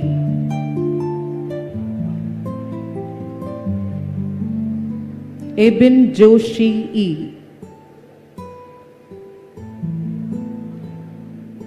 Kailas Nath.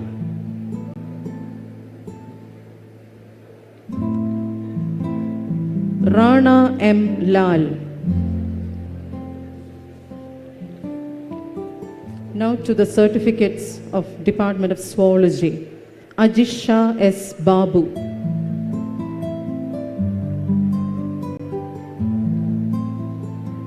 Anu S.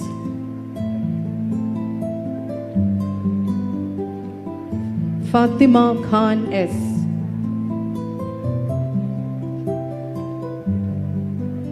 Krishna Sunil. Preeti Andrews. Sandra Maria M. Shruti B.R.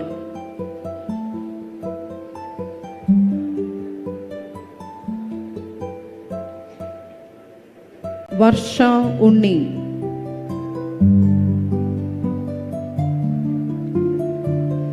Nancy Jason.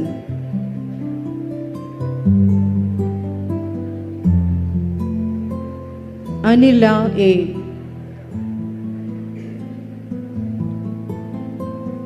Anne Maria P.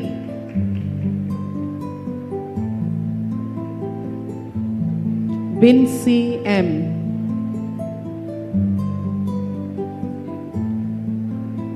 Leoba Gianna Cherian. Little Flower Diana.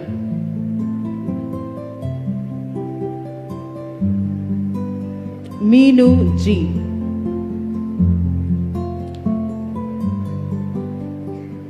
Shefna Abdeen. Vismaya Mary T. Ananda Gopal M. Joel Manu. TP Anup Krishnan. Thank you, teacher.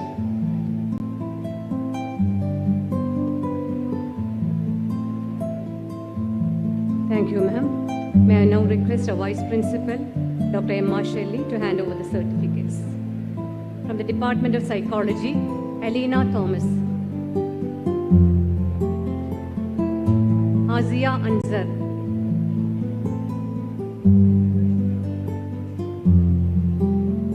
Dorina Sebastian.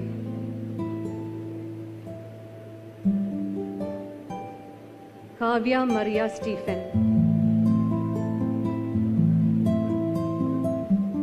Sona Prasad.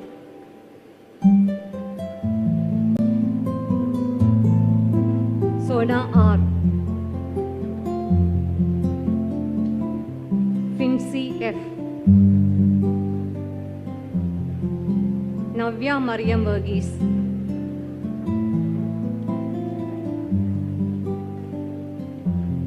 Reshma S. Adya S. Raj.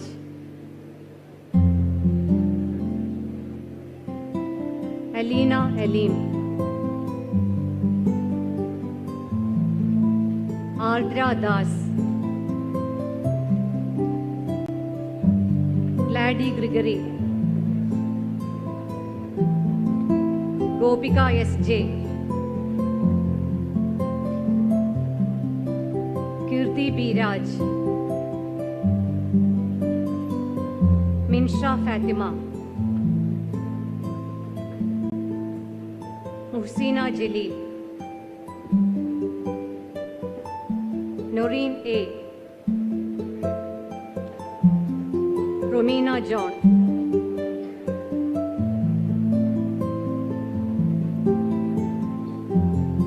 Sajina S.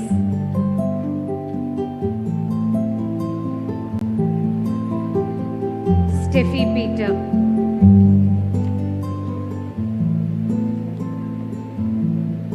Over to Department of English. Ajlin JJ.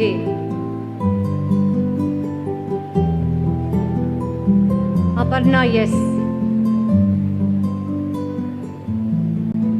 Amina Yasmin F.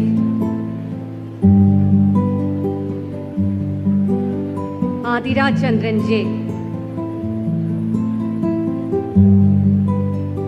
Gayatri JS. Gopika Rekhu. Joshna Yohanan. Lakshmi GS.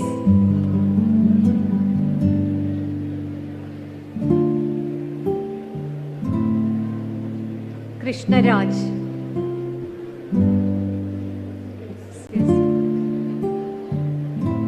Mithun Roy.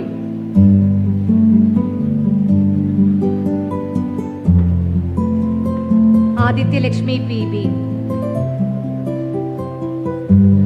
Elena J.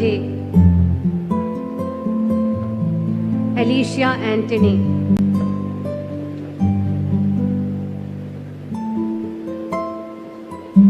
Amala Jose.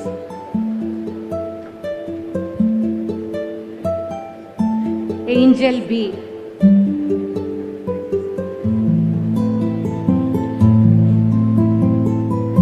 Anjana Rajiv.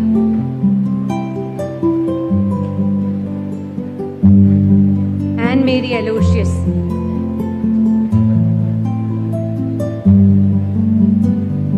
Anna Thomas.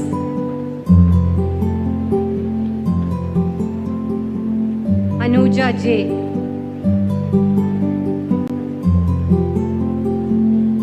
Aparna Tulasidharan. RPS.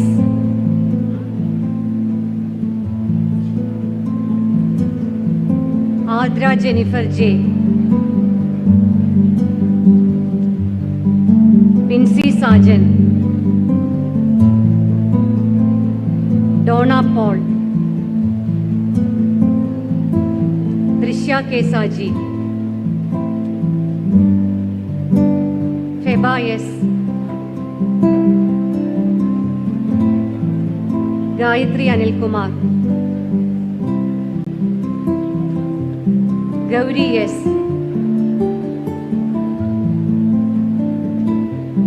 Jiva BG.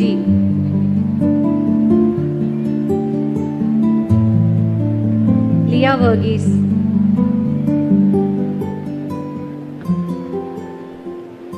Neetu Raj. Sara Sakir.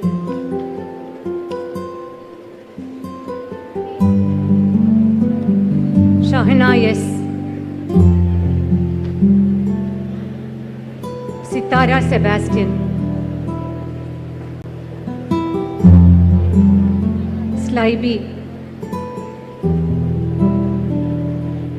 Sneha Sharon Baiju.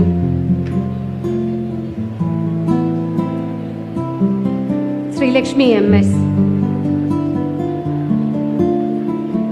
Sri Lakshmi MS.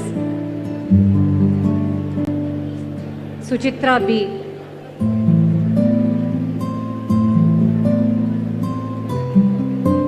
Vijita Joy Biju. Ashlyn Nixon. Thank you, sir. There is a provision for students to take their photograph with the college logo in the background in the college campus. You can make use of that opportunity. NSS volunteers will be there to direct you.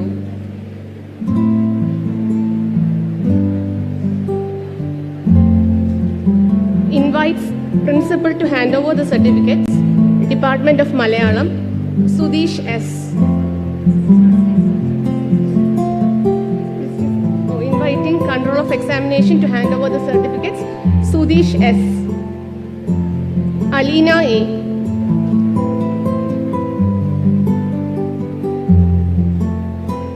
Alina A, Alina L, Alice M, Anila S, Anishima N,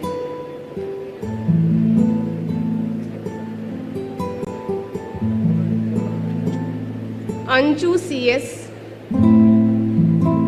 Anna Gerald,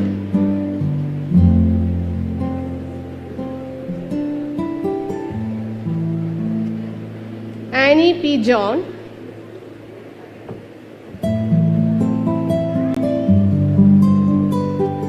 Anupama A,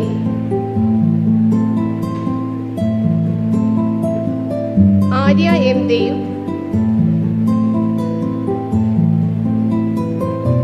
Adira S,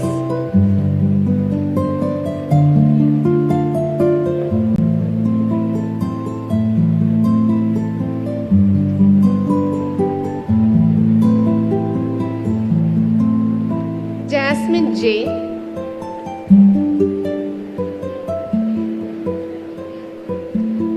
Jiva JS,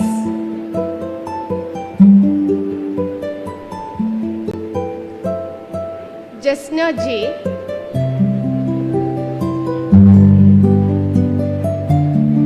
Jinsi Joy,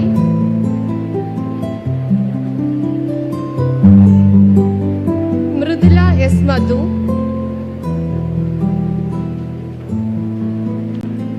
Munnu R,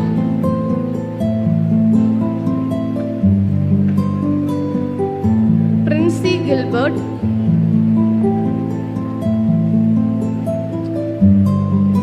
Rajimol MR,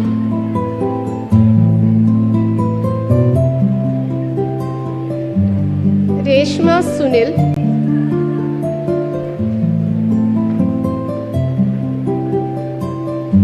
Sandra Sunil,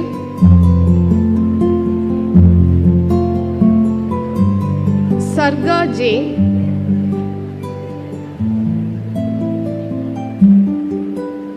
Sini S,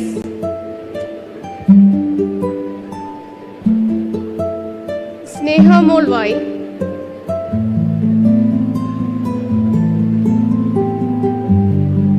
Surya Suresh,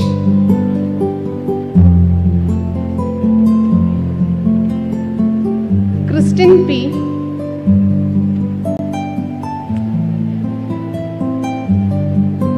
Mugil Raj, Nasim N,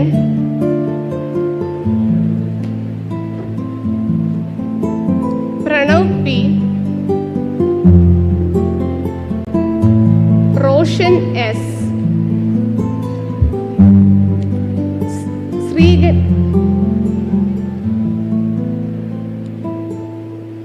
Sri Ganesh S,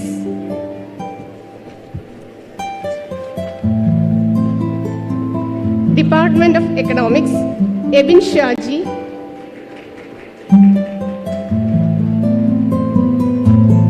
Manjima S,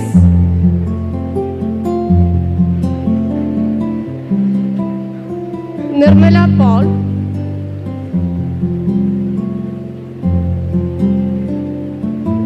John Anthony,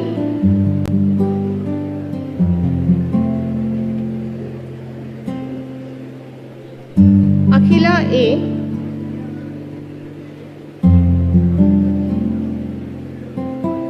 Alina A,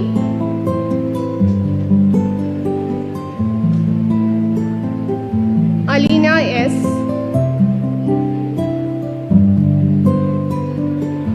Anjali BS,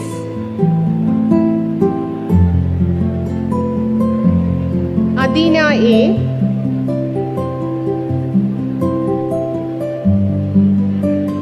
Dasi C,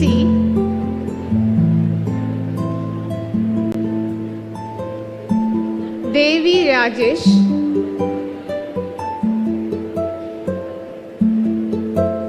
Diya Deepak,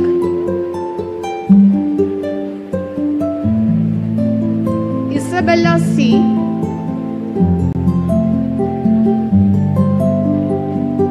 Anisha Joy, Jomo J, Joshna V. Job,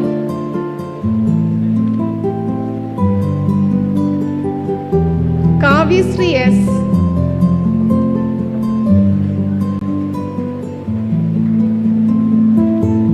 Lakshmi Krishna R,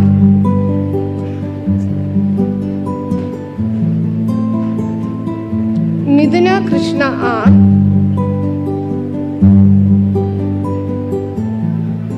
Neeraja L,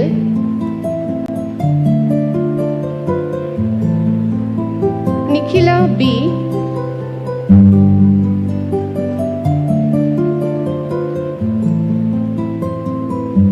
Princey Ernest,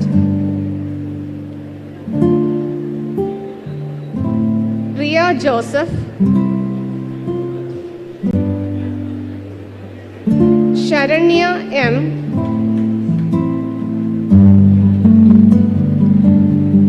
Sharanya M. Nair,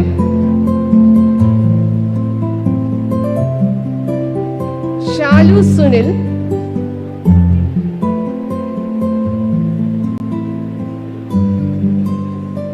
Shebina S,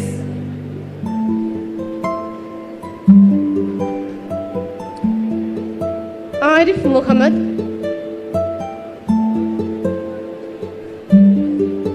Dishan Damin,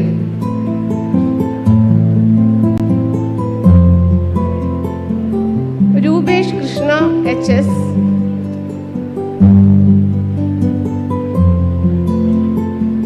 Sharan Raj,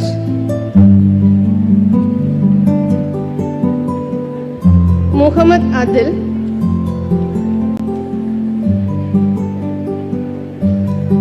Abhirami K,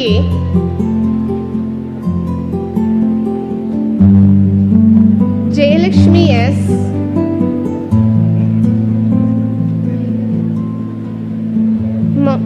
Mahida Joy,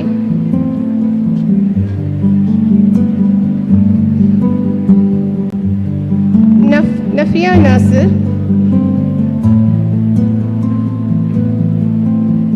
Amala Boni,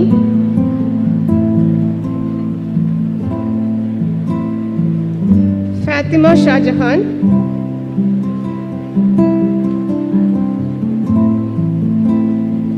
Jinsi Joy,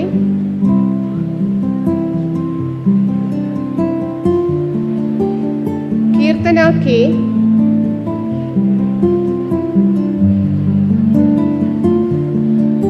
Merlin Vitus,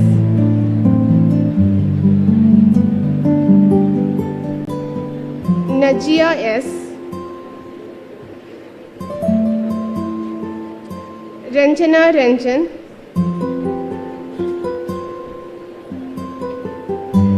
Rashmi G,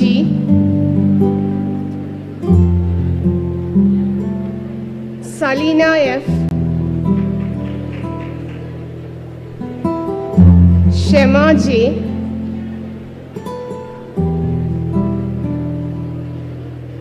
Shruti,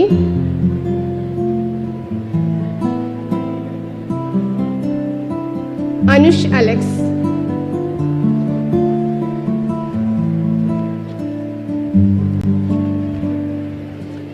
Over to the certificates of Department of Students of History. I request our manager, Reverend Father, to give away the certificates. Aishwarya BS, Ajmi Sharafuddin, Anisha Unni,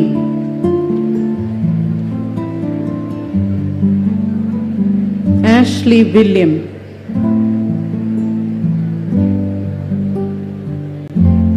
Fatima S, Jyoti Lakshmi R, Rachel Rajan, Sophia S, to the certificates of Department of Commerce, Yadhukrishnan S. Panikar,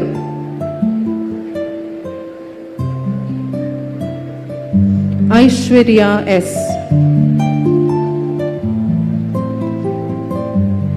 Alina Anil, Juby Joseph, Malavika J.S., Parvati S.R., Rajalakshmi R.S., Safa Baiju,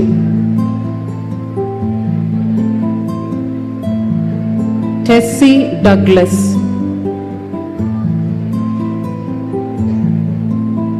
Amal Dev S., Aravind V.K., Hans Morrison John, Krishna Kamal A., Nikhil Matthews, Vishnu Priya,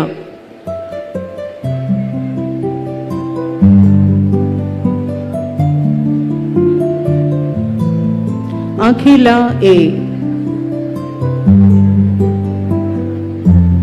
Alina George,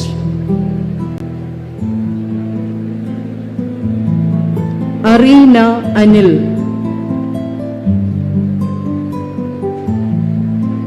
Adira Ann Joseph, Bismi B., Jia G., Gauri S., Moby Jacob,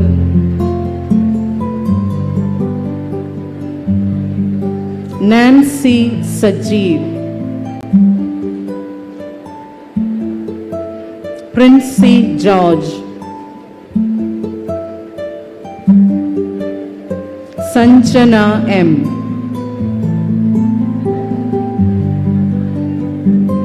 Cincy Jose, Sona Anna Shaj,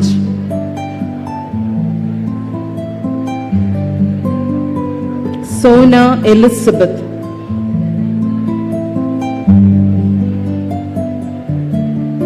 Tirsa Susan Thomas,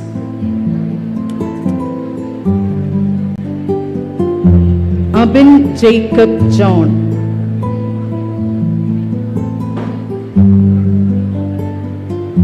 Ajit N. Sharma,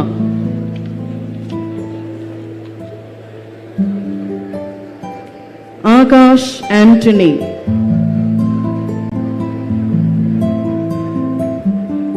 Goodwin M. Xavier, Muhammad Anas N., Roshan Rafi, Vignesh B. Thank you, Father.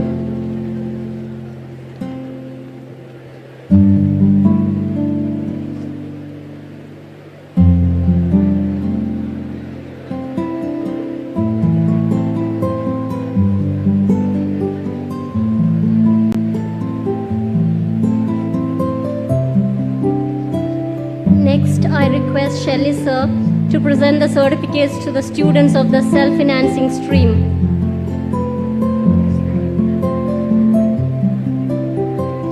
Fatima S., Grishma Anil, Shreya Manoj,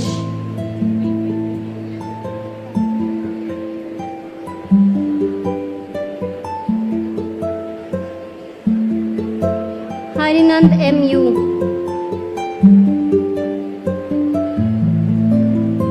Stinson S.,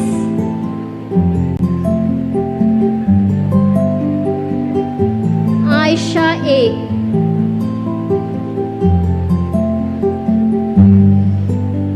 Amanda Maria Hillary. Anuja Lakshmi JS.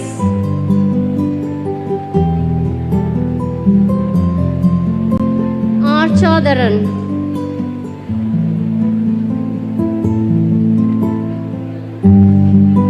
B. Rashmi.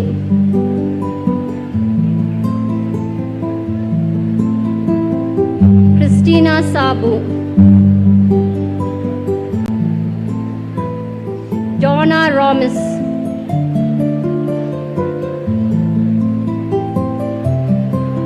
Fatima Arshana. Gauri H. Nair. Irfana MS.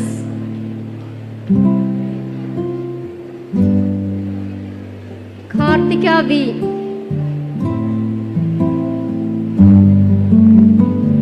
Lakshmi Suresh.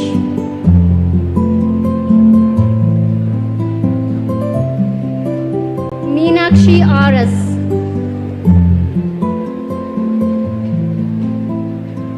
Neha P. Lal.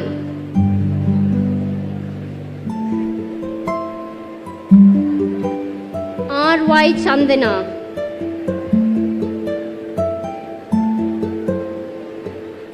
Samra Sabu.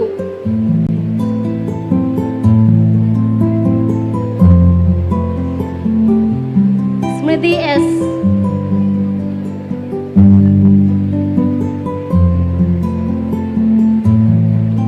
Noel E. Next, BCom Corporation. Alina Anthony.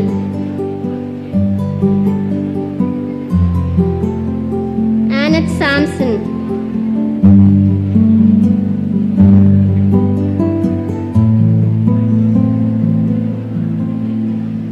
Binju Benjamin.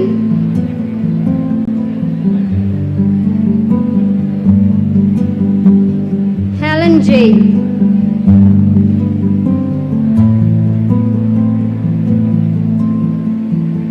Malavika B. Kumar.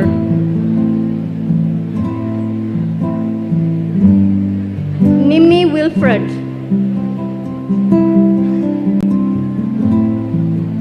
Sharon De Cruz.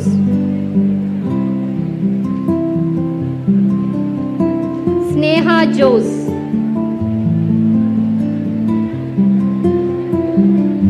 Adil S.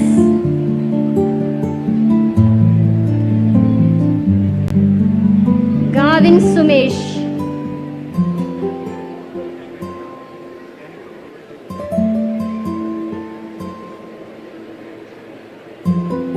Nikesh R.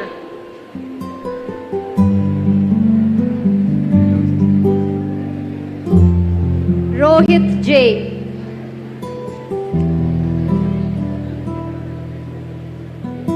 Next, BCom with Computer Application. Mary Margaret Elakia.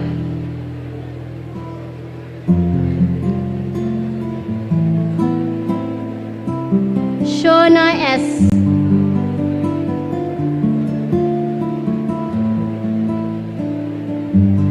Ebin S.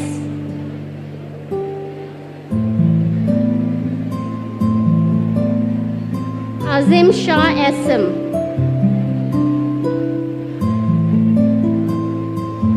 Febin G. Vignesh.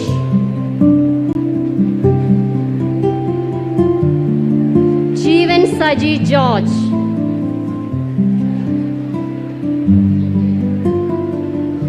Next, BCA. Anupriya S.A.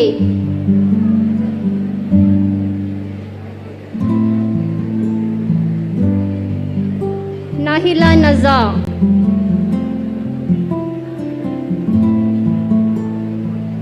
Neha Bhaskar.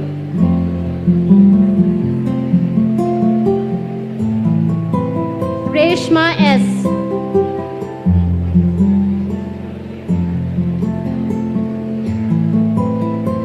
Eric Joy.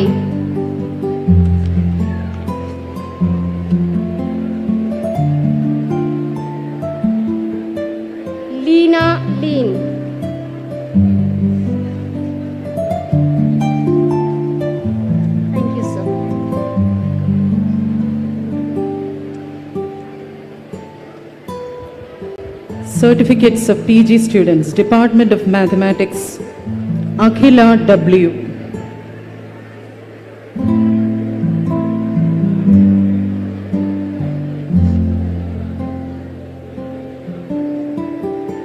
Amogha J.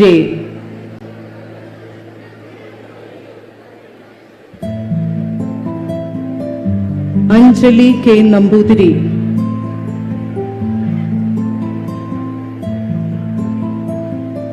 Dana J. Alex.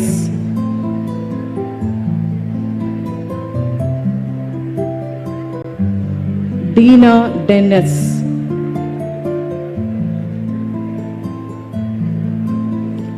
Libina Robbins.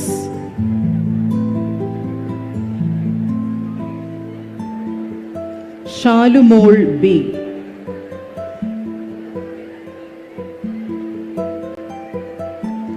Sheena Das.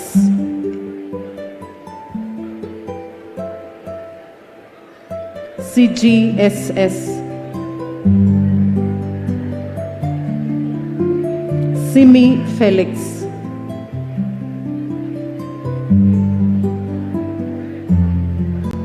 Sneha K. Anil.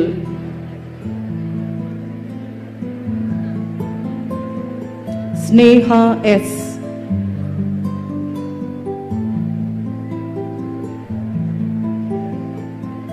Arjun M.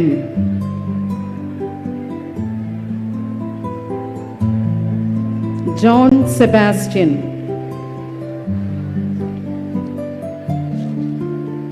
Thank you, Shelisa. I request the manager, Reverend Father, to give away the certificates. Certificates of students of physics. Anjali Krishnan.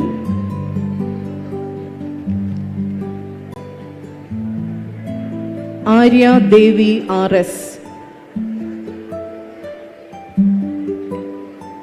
Fatima N.N. Febi Kunyumon. Harita C. Janila S.P. Anil Kumar. Nissi Francis. Sophia John. Eben Justin. Hari Govind J.R. Certificates of students of chemistry. Ajams James. Anish A.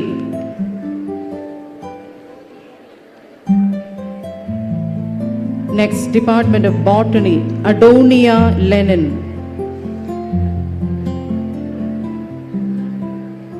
Ajmila Majid.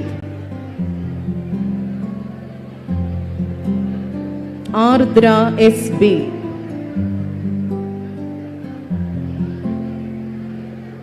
Arsha Sunil.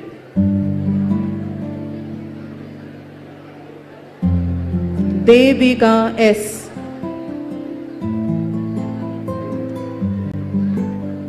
Gopika J.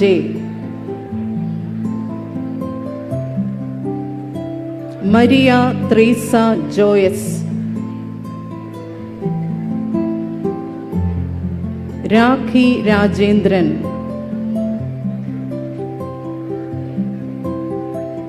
Shilpa Shaji. Sony Matthew.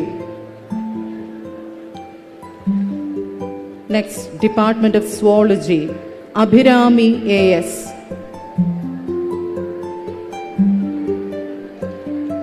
Nancy A. Anthony. Anjana J.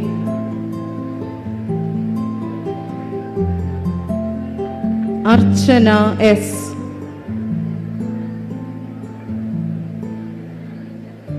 Arsha S. Babu.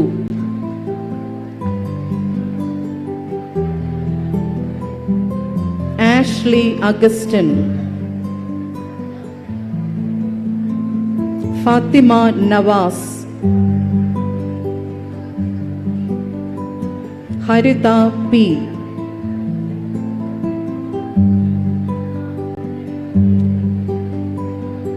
Gina Justin, Roshna Robert, Sophia Xavier, Sumaya Sabir,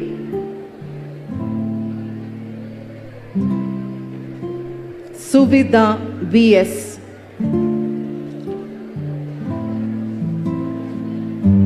next is Department of Psychology, Anne C. Alexander,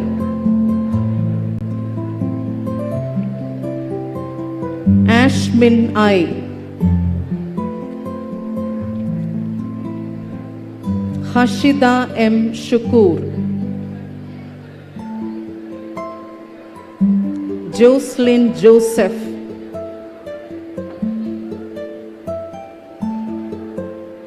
Mitra M. Menon,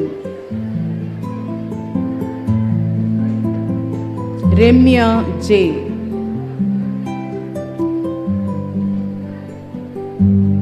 Rovena Juhi A.L.,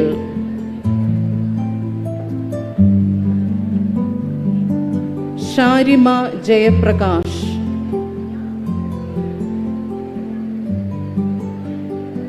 Varsha Binoy, Anoop S,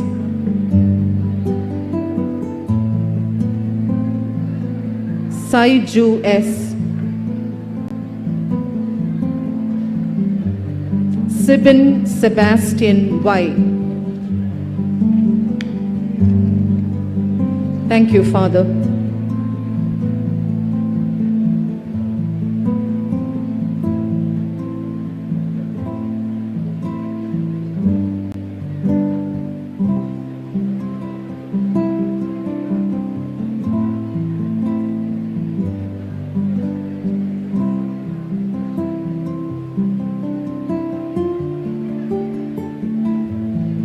Now I invite the respected principal to distribute the certificates.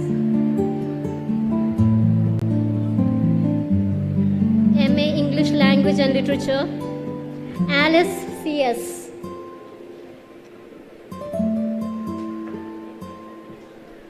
Angia Mariam.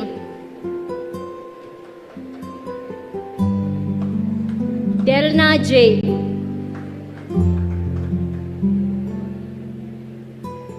Donna Saji Mohan.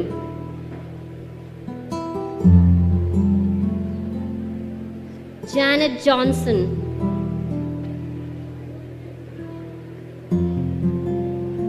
Jisha J. Jose. Joshney George.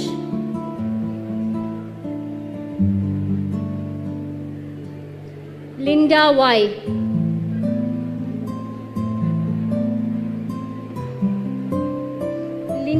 Linta Isaac.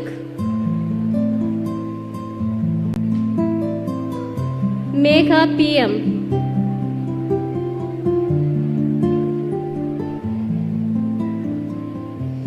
Niranjana Balachandran.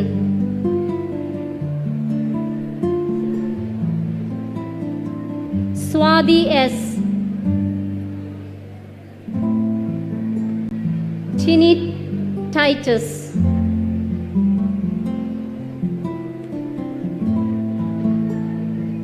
Aryan Deepak. Abhimanyu B. Ajay.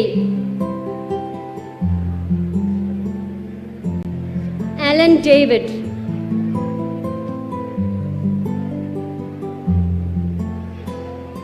Alan Xavier Lopez.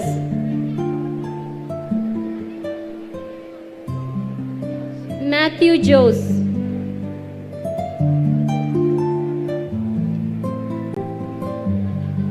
Prashant J. Francis.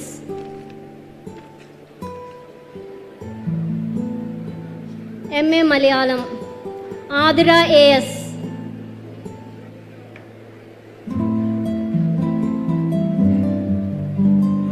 Charmila Suresh.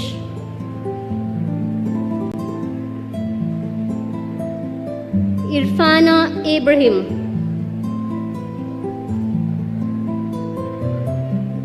Jibi Jose.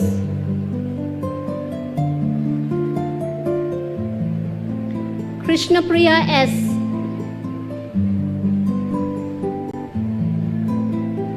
Nishi Francis.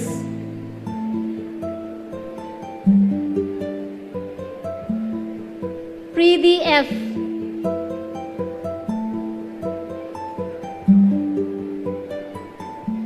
Preeti Prasad.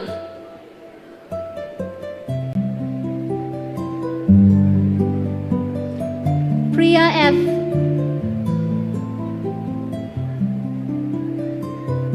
Sani Mary Nelson.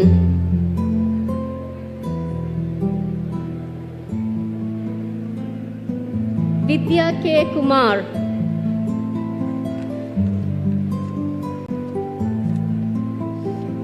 MA Economics, Arya Ashokan.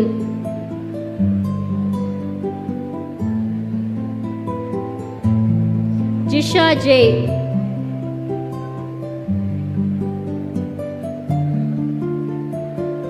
Loy Freddy.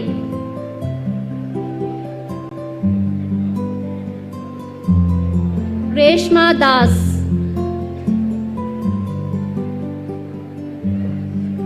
Sandhya S. Sarida JS.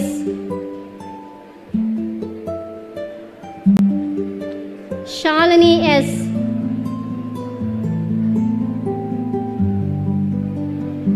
Silu L. Sajeev. Sneha Ruth F.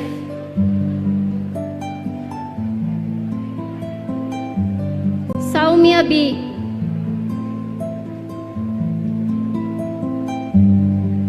Steffi Thomas.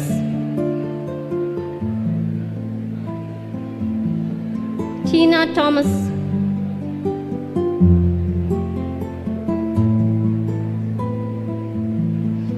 Vidhu M. William.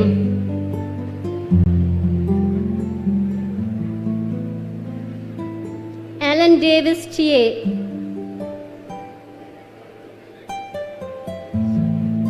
Basil Thomas.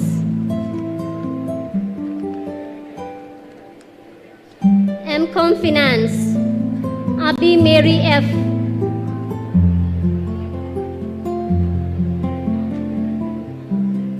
Anju MV.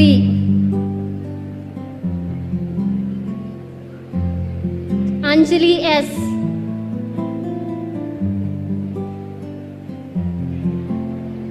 Blessy B.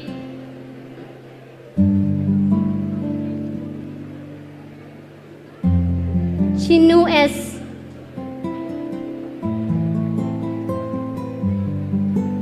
Daisy Christie.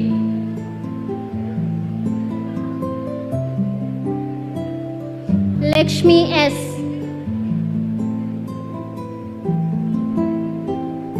Naufia Nazar.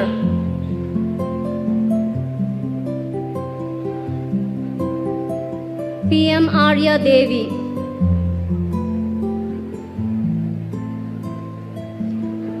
Serena Xavier.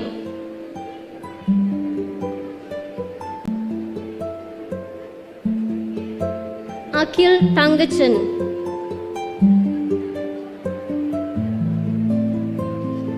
Elvin S. Jacob. Joy Y.S.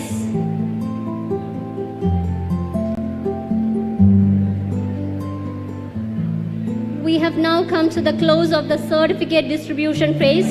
Thank you all.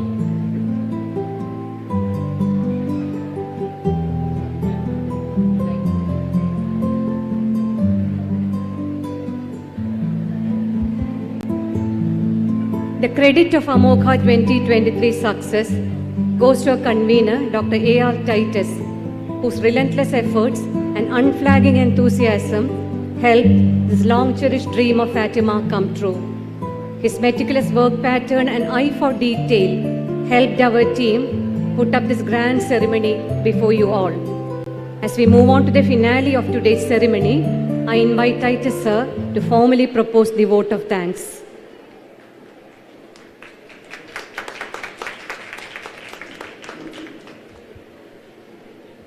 Reverend Father Manager, respected Principal, Vice Principal, Controller of Examinations, Deans, Heads of Departments, invited dignitaries, media persons, my colleagues, parents, and my dearest students. It's an honor indeed to have been asked to propose vote of thanks, especially at the end of a grand function like this one. At the very outset, let me salute all the graduated students for their brilliant accomplishments. Your hard work and dedication have paid off. And you should be proud of your parents, your teachers, and of course, proud of your college. Wonderful college. Yes, our college is a wonderful college. What makes our college wonderful is that it's a unique family of commitments. Commitment to the highest excellence in our work, commitment to the greatest humanity in the highest, in dealings with the students, and the commitment to the deepest devotion to careers not of selfishness but of service. The founder of our college, Right Reverend Dr. Jerome M. Fernandez, envisioned an institution that served the needs of the nation as well as that of the community. Amogha 2023 indeed has turned out to be a magnificent ceremony. And this landmark occasion will unequivocally record it in the annals of the prodigious history of our college. I take this opportunity to express a few words of gratitude to everyone who has contributed to the success of this event. Reverend Dr. Abhilash Gregory, our Lord Manager, has always been a source of inspiration to all of us. Reverend Father Manager is very keen to introduce innovative academic programs that cater to the requirements of the new world order. Our manager has a clear-cut vision to transform Fatima College into a center of extraordinary excellence. Dear Reverend Father, we will be with you to accomplish this vision. On behalf of the Fatima family, a big thank you to dear Reverend Manager. Amogha 2023 has become a marvelous function through the graceful presence and the brilliant speech delivered by Dr. Shashi Tharoor. On behalf of everyone present here, I express our sincerest and deepest gratitude to Dr. Shashi Tharoor. This event is a brainchild of our vibrant principal, Professor Cynthia Catherine-Michael. Within a short span, after assuming office, our principal has proved her administrative insight, leadership quality, and cooperative mentality. Professor Cynthia is a leader of novel ideas and absolutely a person of integrity with a strong commitment to the community. Under her principalship, we have no doubt that our college will reach greater heights. On behalf of everyone present here, I would like to express our sincerest thanks to our principal for her unwavering support and guidance throughout the planning and execution of this event. I express our sincere gratitude to our Vice Principal, Dr. Shelly M.R., Controller of Examination, Mr. Christy Clement, and the former Controller of Examination, Professor Manohar Mulesheri, for their hard work, dedication, and administrative acumen. Sincere thanks to Deans, Dr. Supriya, Professor Noelin, and Mr. Manoj Kumar. Thanks to the heads of departments, thanks to our former principals, thanks to IQAC coordinator, Mr. Radish Kumar, thanks to the office bearers of the PTA, FSA, Art, and invited dignitaries, thanks to our dearest graduates and their beloved parents. I would like to express my gratitude to the organizing committee who have worked tirelessly to ensure that everything runs smoothly. I must mention three names: Dr. Supriya, Mr. Prijit, and Dr. Sijil. Thanks to Dr. Saju, Mr. Sanal Raj, Dr. Manoj, Dr. Shaiju, Dr. Biju Matthew, Dr. Rubin, Dr. Mary Anthony, Dr. Sudish, and Mr. Bino. I would also like to thank the media for their coverage of this event. On behalf of the organizing committee, let me thank all the teachers and the supporting staff of this college. Thank you all. Thank you very much indeed.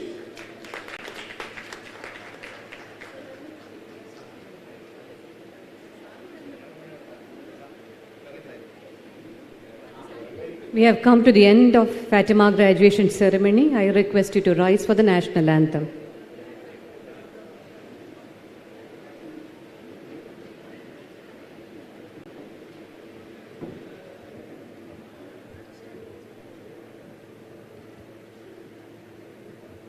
जनगण मन अधिनायक जय हे भारत भाग्य विधाता पंजाब सिंध गुजरात मराठा द्राविड उत्कल बंगा विंध्य हिमाचल यमुना गंगा उच्चल जलधि तरंगा तब शुभ नामे जागे तब शुभ आशीष माहे गाहे तब जय गाथा जन